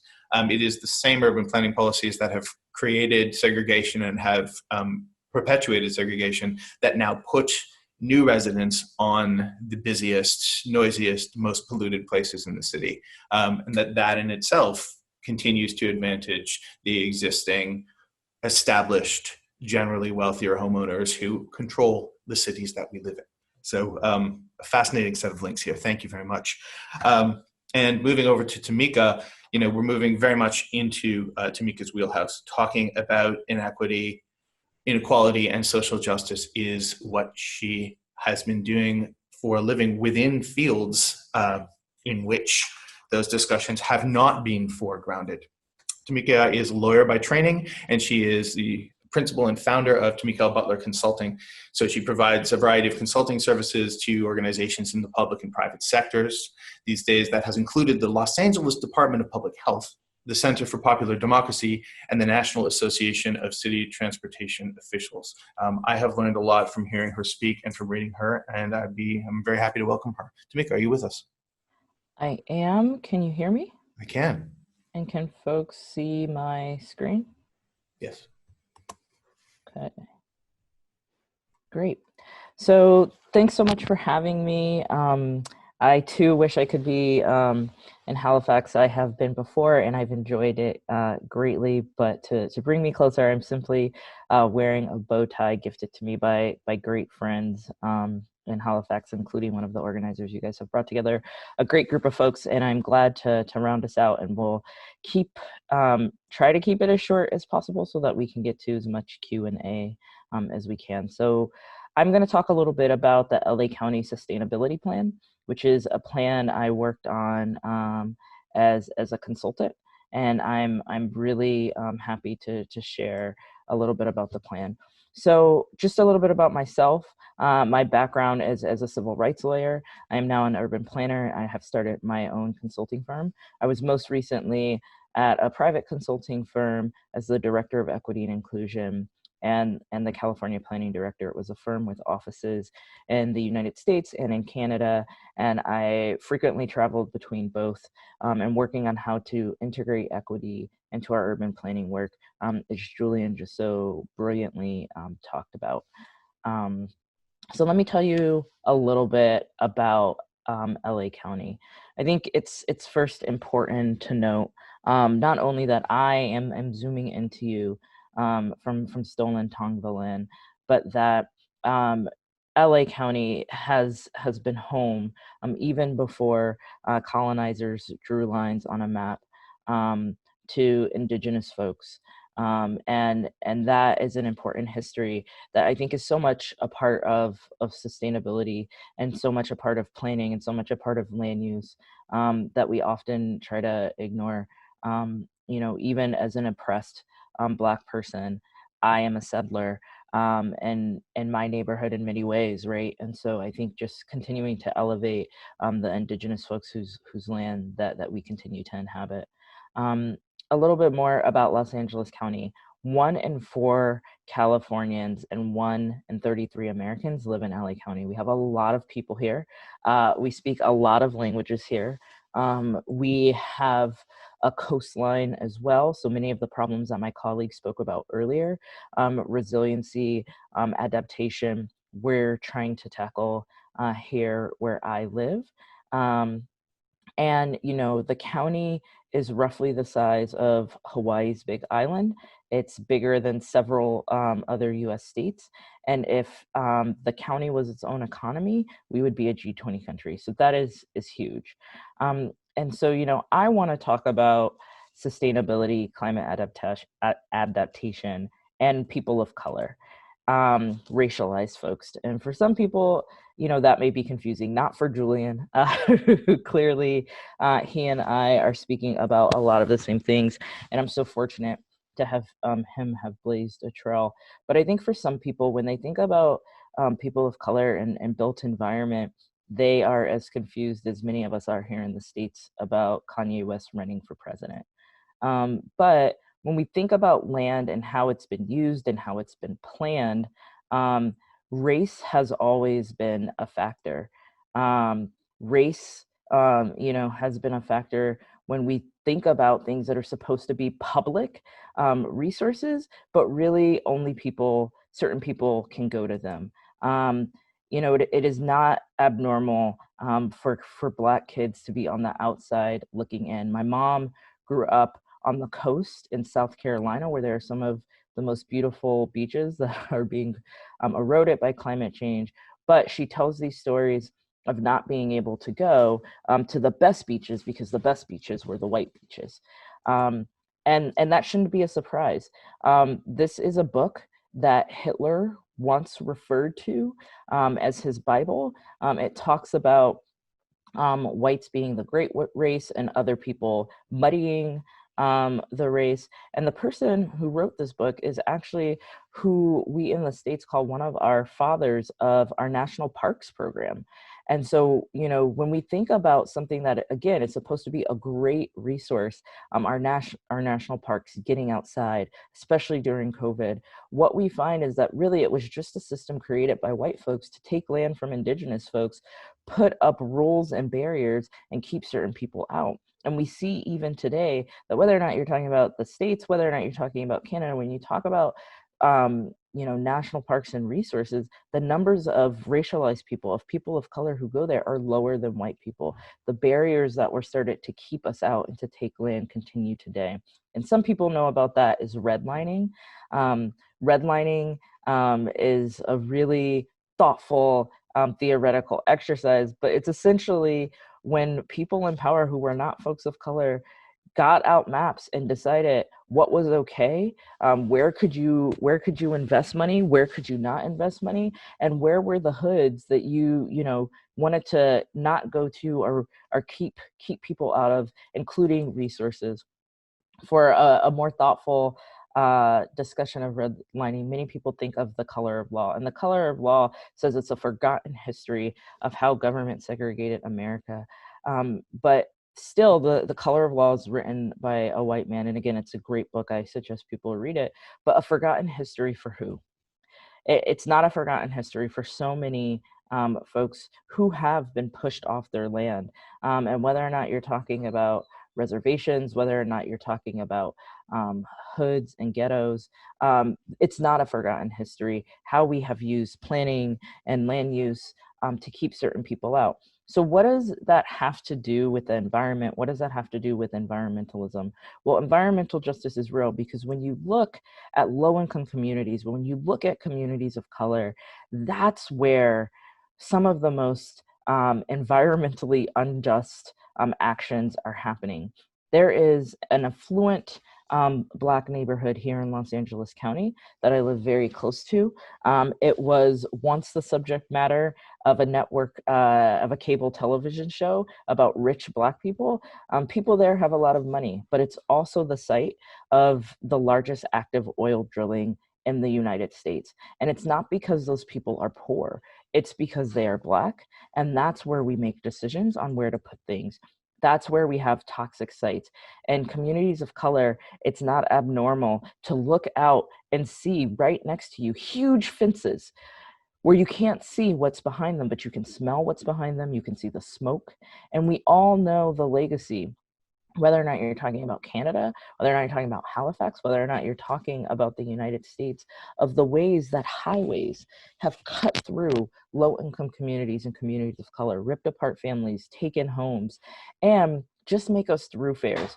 Are we communities where folks can get off and enjoy and shop, or are we just places that people have demolished, put up their highway, and drive through? And that also has impacts on health. South LA is a predominantly Black and Latinx community. West LA is a predominantly white community. And you can see the difference in how we use land in these spaces based on who inhabits these spaces. The race you are impacts the quality of life you have. We know that the zip code you are born in is more predictive of life outcomes than many other factors. And for so many racialized people, we have to grapple with the fact that our neighborhoods are killing us. And so we can talk about big picture concepts like climate change and like sea level rising. And all of those things are real and all of those things are important. But to Julian's point, if we're not talking about those things with a justice focused framework, then we can make changes, we can adapt, but those who are left behind will continue to be left behind. And in honor of Schitt's Creek winning so many Emmys and really elevating the Canadian Hollywood scene, which made my wife, who's French Canadian, very happy. She loves the show. I think, when I think about climate and folks of color, people often have this look when you say to them, folks of color are actually better at climate resilience and being environmentalists than anyone else. But all of us who grew up in low-income communities and communities of color, we have the parents who said, save that plastic bag, we're gonna reuse it. Save that silverware from the fast food place, we're gonna reuse that, we're gonna wash that, we can use it again. Turn off the lights, I'm not lighting the whole community. Close the door, I'm not providing air for the whole community. Don't turn on the air, open the windows, right? We grew up in households where we were always recycling, reusing, thinking about our resources and thinking about how to be better for not just our family, but for the community. And the thing that is even more puzzling is that we say COVID-19 has laid inequalities to bear, but yet it's not clear what we're doing about it. Here on the West Coast, we are experiencing fires that are a clear sign of climate change.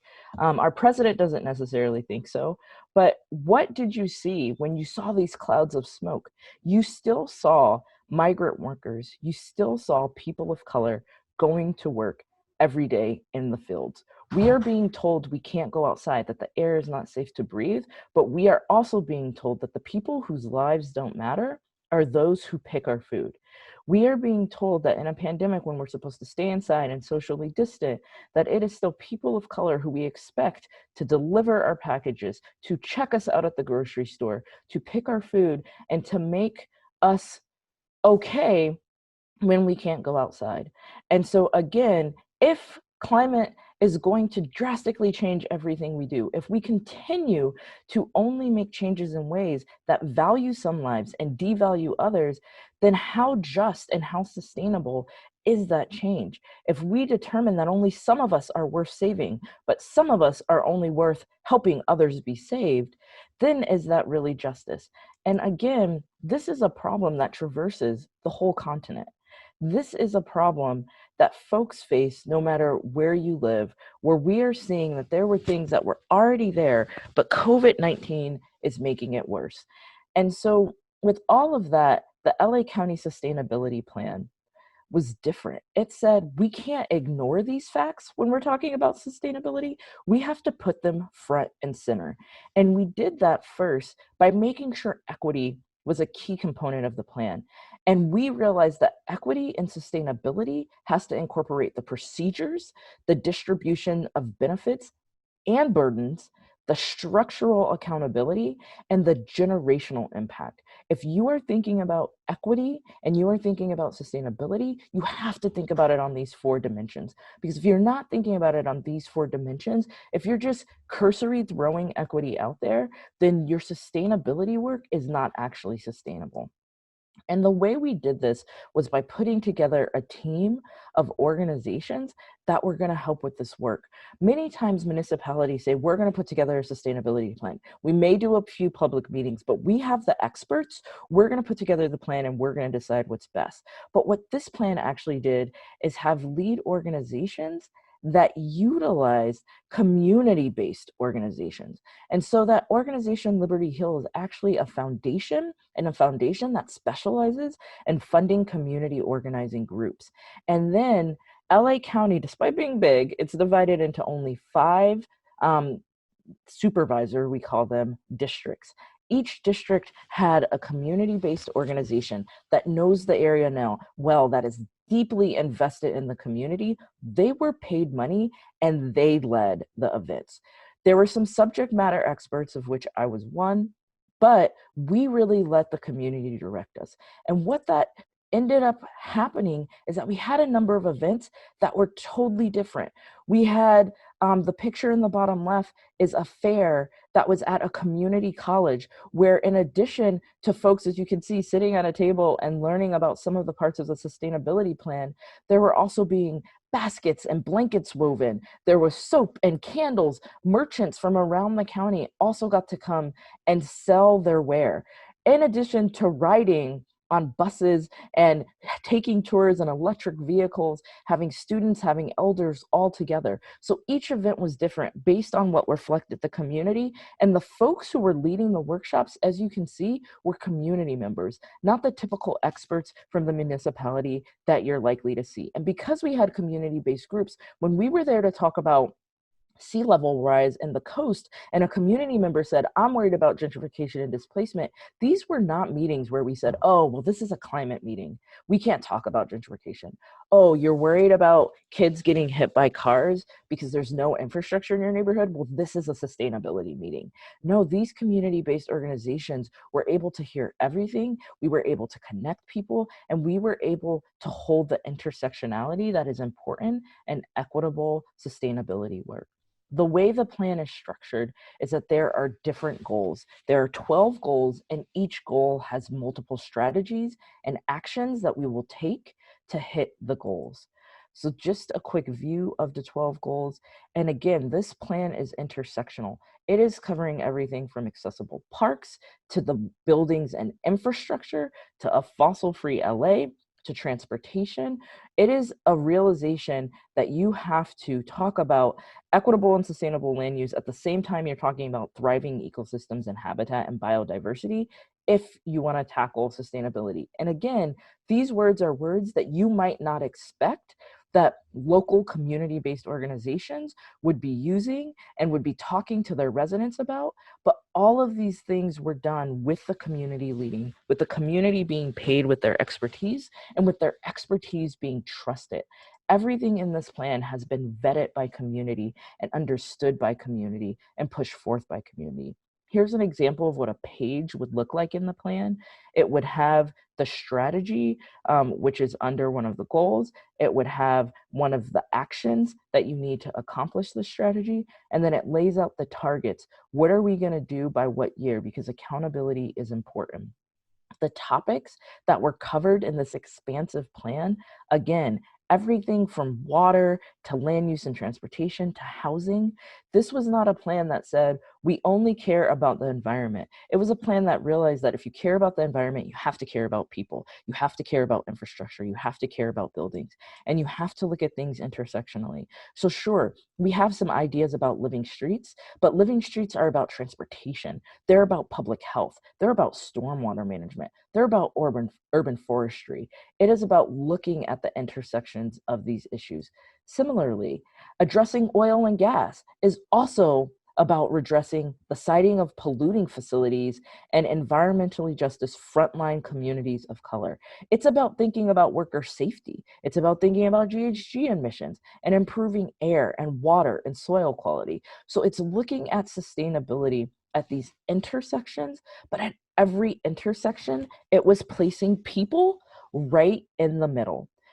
Whether you're talking about worker safety, whether you're talking about job training, and whether or not you're talking about how you even engage people. Remember, one of our parts of equity was the procedures and the processes by which we came together. So if you are curious to know more about the plan, then here's the website you can go to. You can learn more. But I just want to add a few more things about the components of doing equitable sustainability work that we utilize in this plan. First, we understood power. We understood that there are two types of power. There's power over people and there's power with people. Kanye West, old Kanye West, not new Kanye West. New Kanye West, as I've already said, is confusing. Old Kanye West had this song, Power, and he said, no one man should have all that power, right? And that's the thing that somehow we've forgotten. We've set up these systems where we want to be indispensable as experts, as government workers, as academics. We want to hold the keys, and we have to realize that sometimes that's only exhibiting power over folks, and we actually have to start having power with people. We have to start co-powering. And this whole plan was about co-powering. This whole plan was the folks who might be viewed as having the power historically, the elected officials, the city office, the county office. It was about all of those people saying, you know what? The power's in the community. So we're going to go to the community. We're going to pay the community. We're going to treat them as experts, just like we would treat any consultant. And we're going to have power with them. We are going to co-power to get this plan done. And all of these things, if you don't ever have to think about relinquishing power, if you don't ever have to think about whether or not that oil drilling site is in your neighborhood, just because of the color of your skin. If you don't have to think about some of the things Julian talked about, if you get to be in Minneapolis and you only get to think about it being a green utopia and you don't ever have to think about it being the place where Black people continue to die, then it's because you have privilege. And the real work in this plan was thinking about power and privilege at every step. Yes, we were thinking about sustainability. Yes, we were thinking about climate change, but we were also constantly thinking about power and privilege. And the power and privilege framework that I often talk about was put together in this beautiful ideal setting in Austria.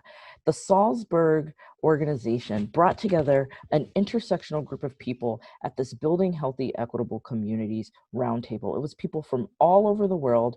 The Americans who were there were funded by the Robert Wood Johnson Foundation. And it was urban planners like me, it was doctors, it was nurses, it was public health officials, it was government officials. And we were all talking about, if you were gonna build equitable and healthy communities, what would it take? And we decided, my group, that you needed to talk about power and privilege, because often when we talk about equity, this is the picture we think of, that if you give everybody the same box, they still can't see the game. But if you give people what they need, they can see the game. This picture is outdated, and I hope people stop using this picture in their presentations. First of all, it's not accurate. It doesn't really show the reality of where some people, especially the folks who are in our most environmentally impacted communities, are starting. And it actually doesn't show what we should be trying to get to, which is liberation. Why are we just trying to look over the fence? Why are we not relinquishing power? Because in this picture, someone still has power that is still telling these people that their ultimate goal should be watching a baseball game. What if they don't like baseball? What if they're Canadian? What if they prefer hockey? What if they don't want to play? What if they want to watch in the stands? What if they want to sell peanuts? What if they want to own the team? And so when we think about really giving power to communities, it's relinquishing all the power. It's saying, we're not going to determine what's in this plan before we even start. We're giving the power to the communities. We're not going to determine that what they should want is watching a baseball game. When you are ready to confront power and privilege, you have to create brave spaces, not safe spaces. Many people say they want a safe space to talk about issues like equity, but for folks who are racialized, we're never safe. We could always be shot just for the color of our skin. So you have to be brave. You have to understand the role that power plays in the work, and then you have to analyze and challenge the privilege. Who is constantly getting sacrificed? Who is making the decisions, and are those the same people who are most impacted? And last but not least, I would say again, COVID has laid so many issues bare. And what we keep hearing is that it is creating opportunities. But as one of our experts here in the States, Naomi Dorner, who does a lot of work on equity, has said, we don't want to just hear about opportunities. We don't just want to hear about how COVID, how the uprising is providing these opportunities, because what are they giving us opportunities for? We also keep hearing people say, let's not go back to the old normal. Like, let's go to the new normal. But we have to stop talking about normal. We don't want to get back to normal, because just being better than it is now shouldn't be enough. As a Black person, the old normal meant my life was expendable. The new normal, the normal in COVID, where Black people are dying, where Black people are not, this virus that's supposed to keep everybody inside isn't keeping us from getting shot. And so I know my life is also expendable. When I go outside and I breathe the air, and I'm in the neighborhood with the most active oil drilling sites, I know who is expendable. And so if we are going to do sustainability work, if we are going to do climate work, if we are going to fight for this world to keep us all here and to thrive for future generations, we can't do it without equity. We can't do it without centering people who we have historically said are expendable, because they're not. Thank you. And thank you. That's a wonderful way, I think, to tie up what we've been talking about, Tamika, and to make it clear what the stakes are for any of us who weren't aware of those things. As I gather my notes, you mentioned that COVID has made certain things very clear, and sitting where I do, in a city and in a country where some people like to assert that there is no such thing as racism, we have seen the maps of where people are getting COVID and where people are dying of COVID. And those maps, those dark spots on the map, correspond very closely to low-income neighborhoods and neighborhoods where people of color live, and specifically where Black people live. And the same has been true in Montreal as well. So I think it's, as you say, we need to, as a society, or as our societies, we need to figure out what an adequate response to that reality is. But it's more difficult now, perhaps, to assert that it doesn't exist, or that we aren't able to see it. So race has been a factor in things that are supposed to be public, right? Race, this is what you're telling us, and perhaps that is not always obvious to some people. Perhaps segregation has been a forgotten history, but not for you, not for people who have to actually live with the consequences, who don't have that privilege. So I want to start a discussion by sort of building on that. We're talking now about, with climate mitigation, a set of very complex, wide-ranging problems, which, as we've established, are not going to affect people equally. So how do we create, where should we begin to create a brave space to address those problems in a way that is equitable? And how do we do community consultation, and how do we do politics in a way that does not privilege the voices who have already been privileged? Do you want to kick off with that, or anyone else? Yeah, I'm happy to start. So yeah, I think creating those brave spaces are important, and folks have to realize that this work has to happen on both the personal level and the systemic level, right? And so yes, we have policies and institutions and governments that are unjust, but those institutions and policies are made by people. And so I think part of creating that brave space has to start on the individual level. And it has to start with people realizing that there's a difference between being an ally and being an accomplice. And even below that, being an actor, frankly. I think a lot of us are actors. As new things happen, as we learn new things, we're like, okay, I can do this. And so you use the pronoun somebody asked you to use, or you do this or that, or you talk about equity in your climate plan because someone told you you should and you know you should. But if you're just acting out the parts and you're not truly integrating it into who you are, into how you approach the work, into what you do, you will be discovered.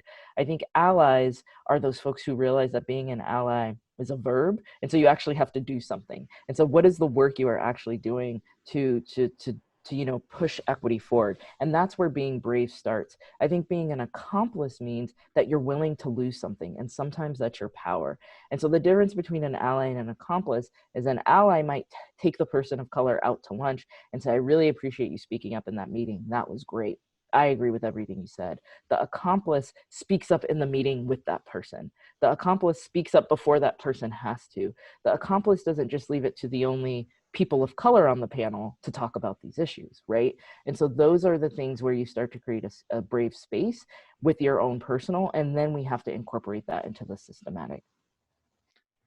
Anyone else? How do we, as social actors and as political actors, because really that's what we need to be talking about here, how do we become accomplices in ways that are productive and in ways that are going to address the sort of the big and complex problems that our societies are now facing because of the climate?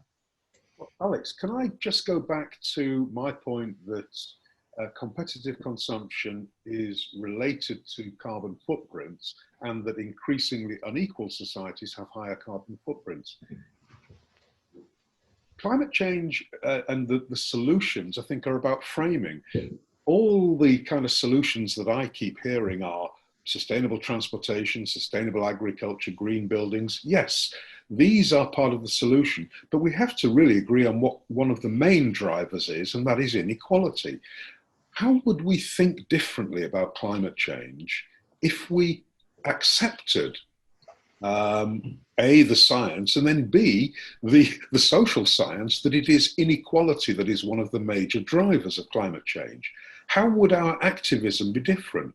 Now, we've managed to change the framing in some ways from climate change to climate justice. This frame centers inequality. It centers those people who are being first and worst affected, and who have often the least input to our carbon footprint. So I think we need to change the framing away from the science and economics. We still need that. We still need, Jeff's good detective work to unravel and show us graphically what is going on. But we need to really think about core causes. And the key driver, one of the key drivers, is inequality. What does that mean? Bill McKibben, tell me, what does it mean, and how should we reframe climate action? Now, let me just finish by saying, when we changed at Tufts University, when we changed the framing from climate change to climate justice, we got a much more diverse group of students involved. Once students saw that this was a justice issue, it brought in a whole new range of people, not just the techies, the economists, the environmentalists, the largely white climate change movement, but it brought in a lot of students of color. And I'm seeing this with the frame of climate justice. And that's, I think, so, that I think provides a space, a brave space for us to start thinking about strategies that incorporate this notion of inequality. So not just the sea levels are rising and we're going to have more extreme weather, but also why do some neighborhoods not have street trees? Why is the air quality so bad in certain neighborhoods? Why is there oil production in certain neighborhoods, in my neighborhood and not in other people's neighborhoods? And these are climate issues, or these are parts of the same conversation. I think something that stuck out to me, especially during Tamika's presentation, which was excellent, was the concept of deep listening and working with people like surveying the landscape of what already exists in a community. So working with these anchor institutions and organizations like Tamika mentioned is super important for that, laying that groundwork. And whether you're working at a nonprofit, whether you're someone who's just wanting to get involved in your neighborhood, or you're someone who works for the city, to tune into that landscape that already exists of people who are putting in the work, or people who do have lived experiences that you need to listen to. That, I think, is kind of a really good starting point, a necessary starting point that often gets overlooked because it's hard work you have to really do the research and put in the time to find out the things that people want to tell you and need to tell you.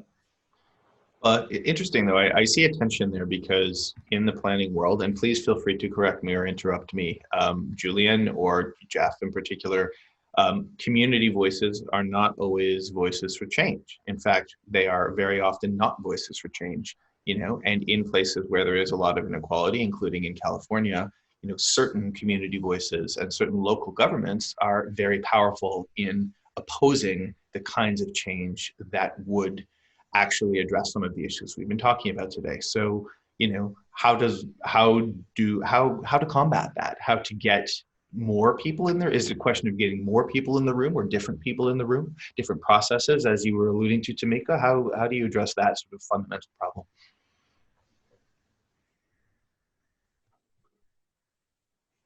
Well, if nobody's going to go, I'll go.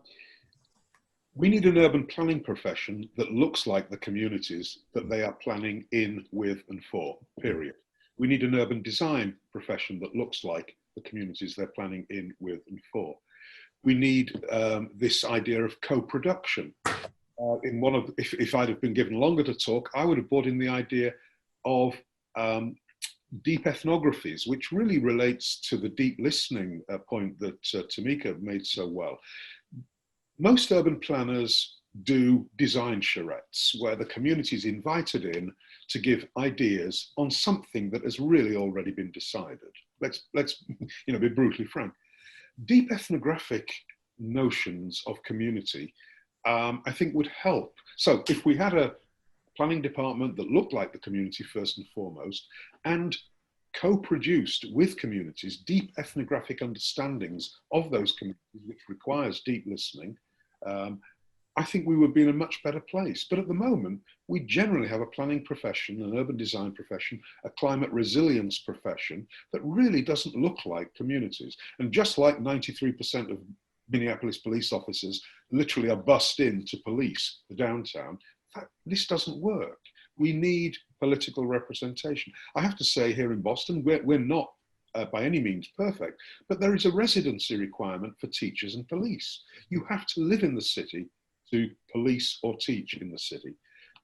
That's got to be a first step. We need culturally competent, or at least culturally humble, planners who look like the community, who understand the community's needs. I'm going to finish with one point.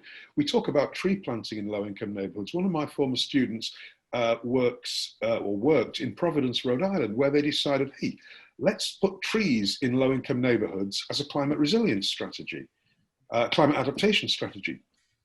Great idea. The local community was outraged. You didn't consult us. These species of trees are dripping sap onto our cars. We don't want that, etc., etc. So many of the communities, I think, that Tamika and I have been talking about have been dumped on, redlined, been beaten because of their culture, their ethnicity, their racial group. These communities need reconciliation. They need to be recognized first, and then we need some form of restorative justice and reconciliation process with these communities.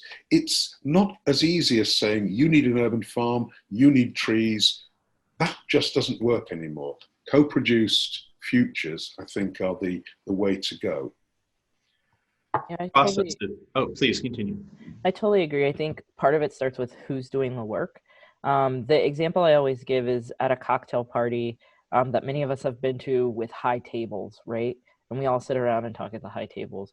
Well, when the person comes in a wheelchair and they're trying to be a part of the conversation, but they can't be a part of the conversation because all of the tables are high tables, all of a sudden people are like, oh my gosh. And if you aren't thinking about those things from the beginning, and so yes, would it help if someone on the planning committee for your cocktail party was a person with a disability? Perhaps. Yes, they should be on your steering committee, undoubtedly. But then it also can't only be their job to raise those issues, right? And so I think we have to do both. I think we have to make sure to diversify the folks who are doing this work, everything from climate to planning to transportation to public health. We need more diversity. But then I think there also needs to be this onus on all of us to change the way we do things. And then I think we also have to realize that diversity for diversity's sake isn't good enough. You can't just have diverse faces sitting around the table if they're not part of the decision-making power. So they have to be able to shape culture, to make decisions. Because often when we're hiring and when we're thinking about things, we think about other people who we know, who we could bring in, who we know could hit the ground running. And Robin DiAngelo, who wrote the book White Fragility, in her public talks, she often shows a picture of a wedding and shows a picture of a funeral. And it's of white people surrounded by white people, right? And it's this thing we don't think about that, you know, she says from cradle to grave, like, right? She's like, when you were born, who owned the hospital? What race was the doctor, right? All of these things, we're not thinking about whiteness, and especially if we're white. And so I think it's one of those things where we need everybody to make the change as we continue to diversify. And then we also need to meet people where they are. We can't be surprised that it's only the NIMBYs who show up to our meetings and our regular places at the regular times, right? But if you hop on if you have a question about public transportation, why are you having a meeting downtown? Hop on the bus. Mm-hmm. Hop on the bus and talk to the people on the bus, right? So it's just small changes like that in the way we do things. Yeah, my friend and colleague, Cheryl Case, who's a planner here in Toronto, has done some really pioneering work on community consultation. And she's tried to talk to people who would not normally come out to consultation meetings by going out to meet them and consciously reaching out to a more diverse group. And the answers that she's gotten about the same questions have been very, very different. And even on development matters, less NIMBY than you would expect. So it's really interesting. I will stop talking except to carry forward some questions from the audience. Please feel free, by the way, anyone who's listening, to add your questions in the chat, and we'll try to get to a few of them before we wrap up. This first one, this seems like a big one to me. How would you, panelists, recommend that municipal employees influence decision makers to see these questions of inequity and the connection between urban space and racial disparities as issues that should be addressed? So how do planners, civic officials, how do you talk to politicians and get them to engage?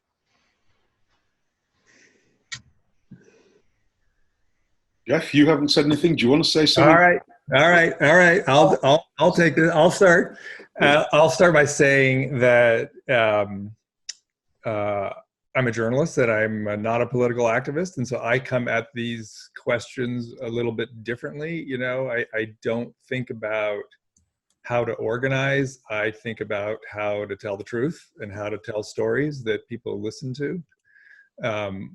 And just to go back a little bit to what we were saying before about community involvement in leadership, and I think that, you know, I've been writing about climate change for a long time, and this broadening of the discussion about what climate change means, how we're going to rebuild our world to include these ideas about race and equity and all of this justice is by far the most encouraging thing that has happened in the climate movement in, 20 years. And on a certain level, it's always been part of the conversation, right? At the highest levels, at the IPCC meetings and things, it's about what does the developed world owe the developing world? How do we set up a green climate fund? How do we help, how do rich nations help, Africa or Southeast Asia or places leapfrog with new technology? What do we in the West owe the Marshall Islands, who are, not just facing loss of real estate, but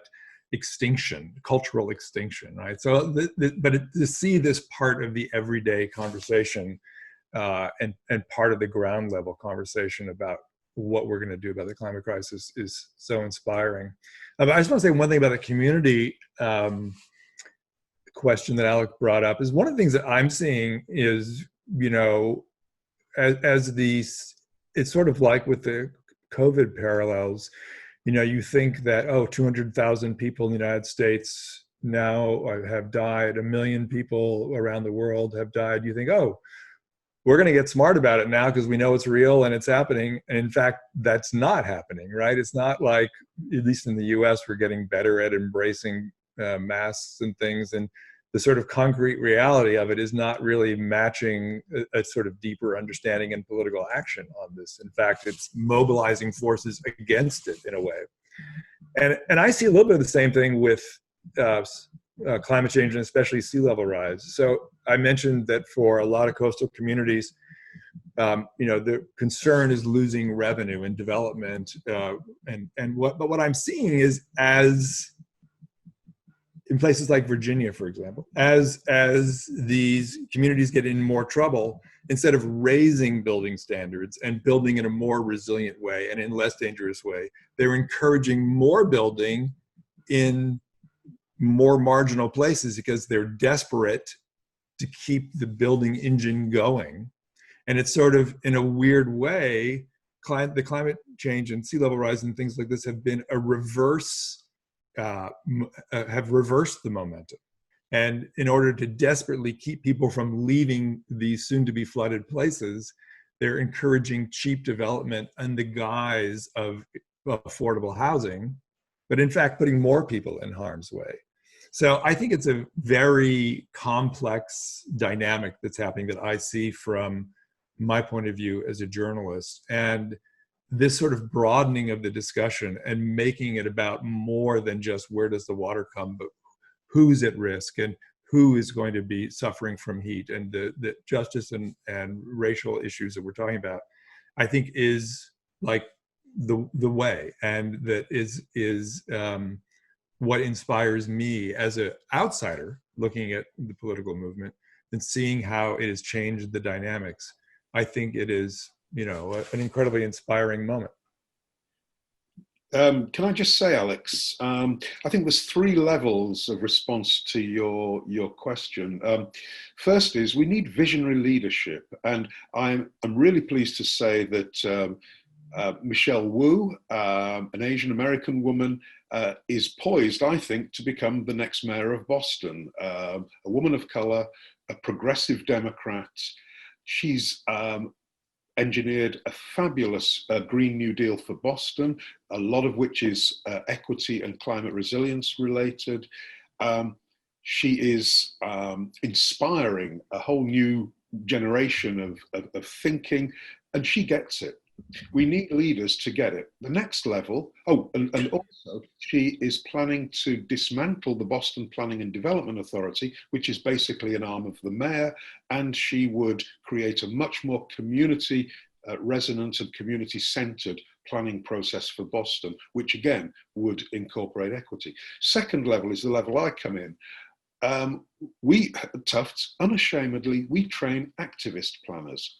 I don't want my students going out and just, you know, rubber stamping zoning ordinances and changes. I want them to be able to push the planning departments that they go and work in to become much more listening, much more likely to think about deep ethnographies of neighborhoods and understanding neighborhoods and co-producing neighborhoods with communities. And at the third level, I think we do need really to recognize communities as experts in their local areas. So communities, activist planners, visionary leaders, that's what I think we need to start making changes.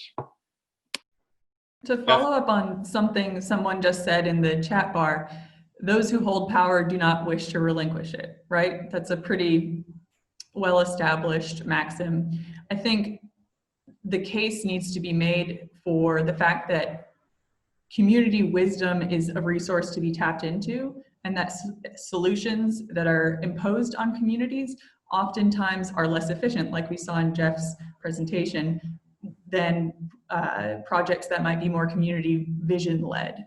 So to convince people of the value of the insights of residents, of visitors, of anchor community-based organizations, as Tamika said, and to do so without tokenizing them and while also fairly compensating people for their labor and their insights. I think making the case for that it's becoming very clear as communities do this more and more often. But yeah, we have to continue to hammer home the point that it's worth it and it makes your solutions smarter and more long lasting.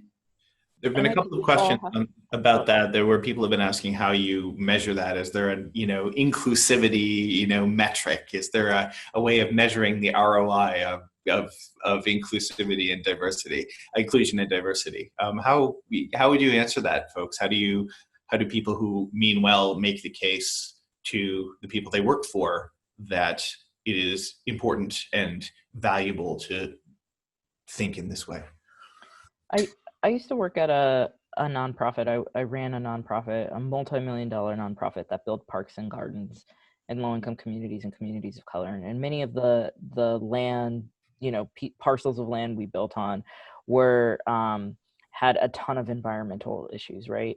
And something I would always tell my staff, especially my white staff, who would sometimes go into these communities of color, and our goal was to build a park.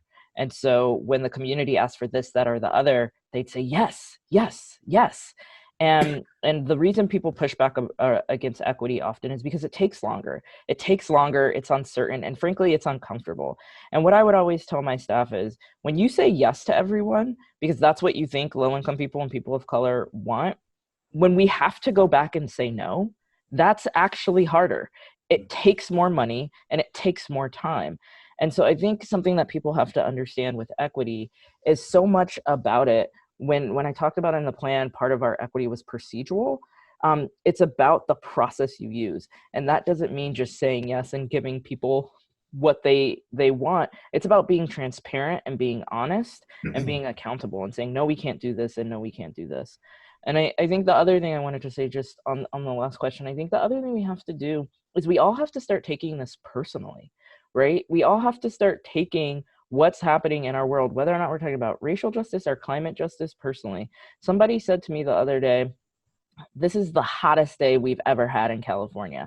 And somebody responded and said, this is the coldest day we'll have in California for the next so many years, right? Like, we have to start shifting the way we're thinking about this and taking it personally. And a big part of that is the privilege. Whether or not you're a teacher, whether or not you're a professor, whether or not you're a reporter, whether or not you work at a nonprofit, I think what folks who aren't part of racialized groups have to realize is that there are those of us who don't think of ourselves as activists or think of ourselves as being racial justice warriors, but because of the color of our skin, we don't have a choice. We don't have that privilege. So when you're a reporter covering something in Minneapolis or Atlanta and the police beat you, or the woman who just got beat here in LA because you're a person of color, right? And so I think we all have to figure out how to do our jobs and do them objectively and do them well and share and push for the change we want. But those of us who have privilege to realize that it's not that sometimes we don't have to make it as personalized. You have to realize there are those of us who don't have the choice.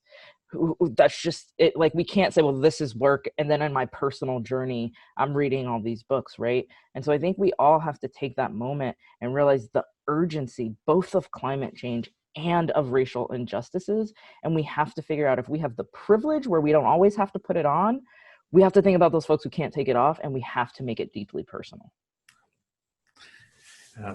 Easier said than done in a lot of political arenas, I'm sure, and yet absolutely necessary. But one more question from the audience on that note. The question is, how do we include the voices of civil disobedience or protest into city planning processes? Anybody?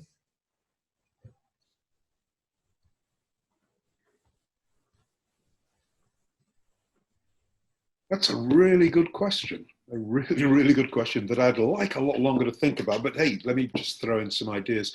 I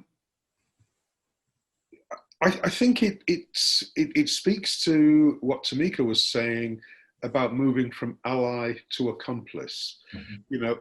Allies put Black Lives Matter signs on their front lawns, on their nicely manicured front lawns, in the gentrified neighborhood where they bought that home from a family that has been displaced. An accomplice, gets the anger and joins the front line of the protest.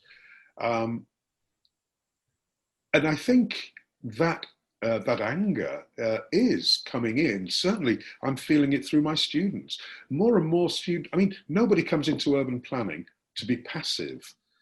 People come into urban planning because they want to do good things in public. Question is, how do we channel them into creative uses of this moment that we're in now? Like several, I think Jeff mentioned it, I'm actually quite optimistic about change. We have seen things that no human being should ever watch. 8 minutes, 46 seconds that will change our lives. And channeling that repulsion, that revulsion, is certainly something that my students want to do.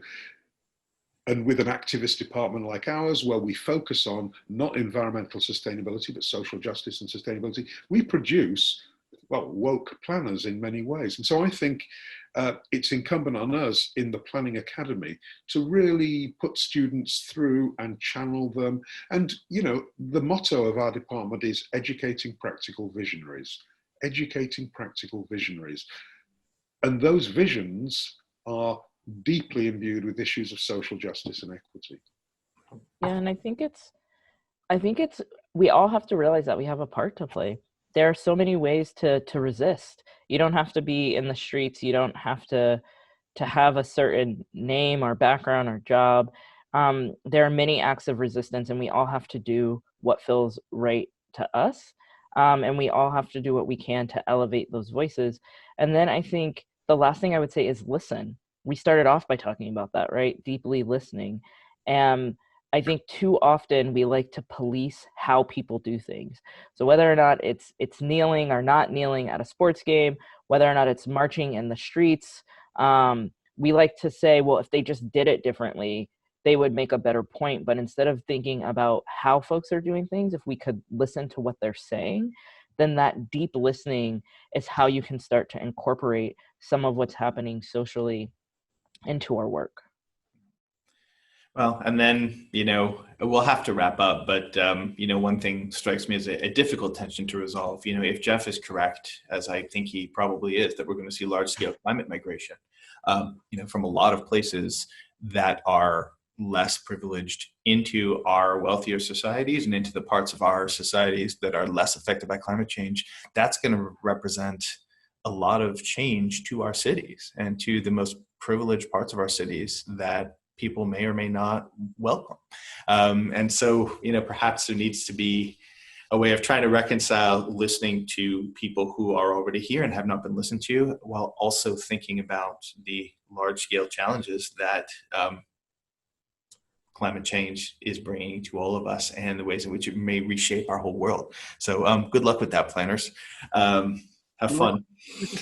Everybody, thank you so much for this. It's been a fascinating morning of discussion. It's been my privilege to be here. Thank you. Alex, can I say one thing? Yeah.